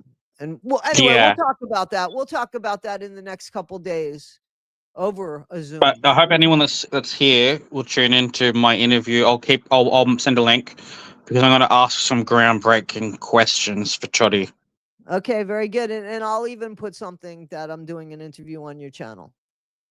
Thank you so much. Appreciate Not that. a problem. All right, so I'll speak to you in the next couple days, but I'll look forward to your channel information in the next next hour or so. Next hour, yeah. Okay. All right, very good. Well, Matt, thank you so much. I appreciate it. I appreciate it. And everybody is saying they're saying thank you for showing compassion to Mike Rinder. I'm grateful that you are. He's a human being in all aspects. So yes. And people are saying it was nice to meet you, Matt. Nice to meet you guys. Hope you guys can catch me at the very least talking with Toddy again. I'd hope to be a regular drop into Toddy's channel once in a while to say hello. Absolutely, I'd love that. Yeah, I'm sure we can come up with something to talk about. So, all right then. So we'll say goodnight. And good Matt, night, Toddy. Sleep well. all right, and I'll speak to you soon. And in the next couple days, we'll do a Zoom, me and you, and we'll talk about this and we'll get it all done. Okay. All right. Thank you, All right. guys. Take care now, everyone. Thanks. All right. Bye, guys. Bye.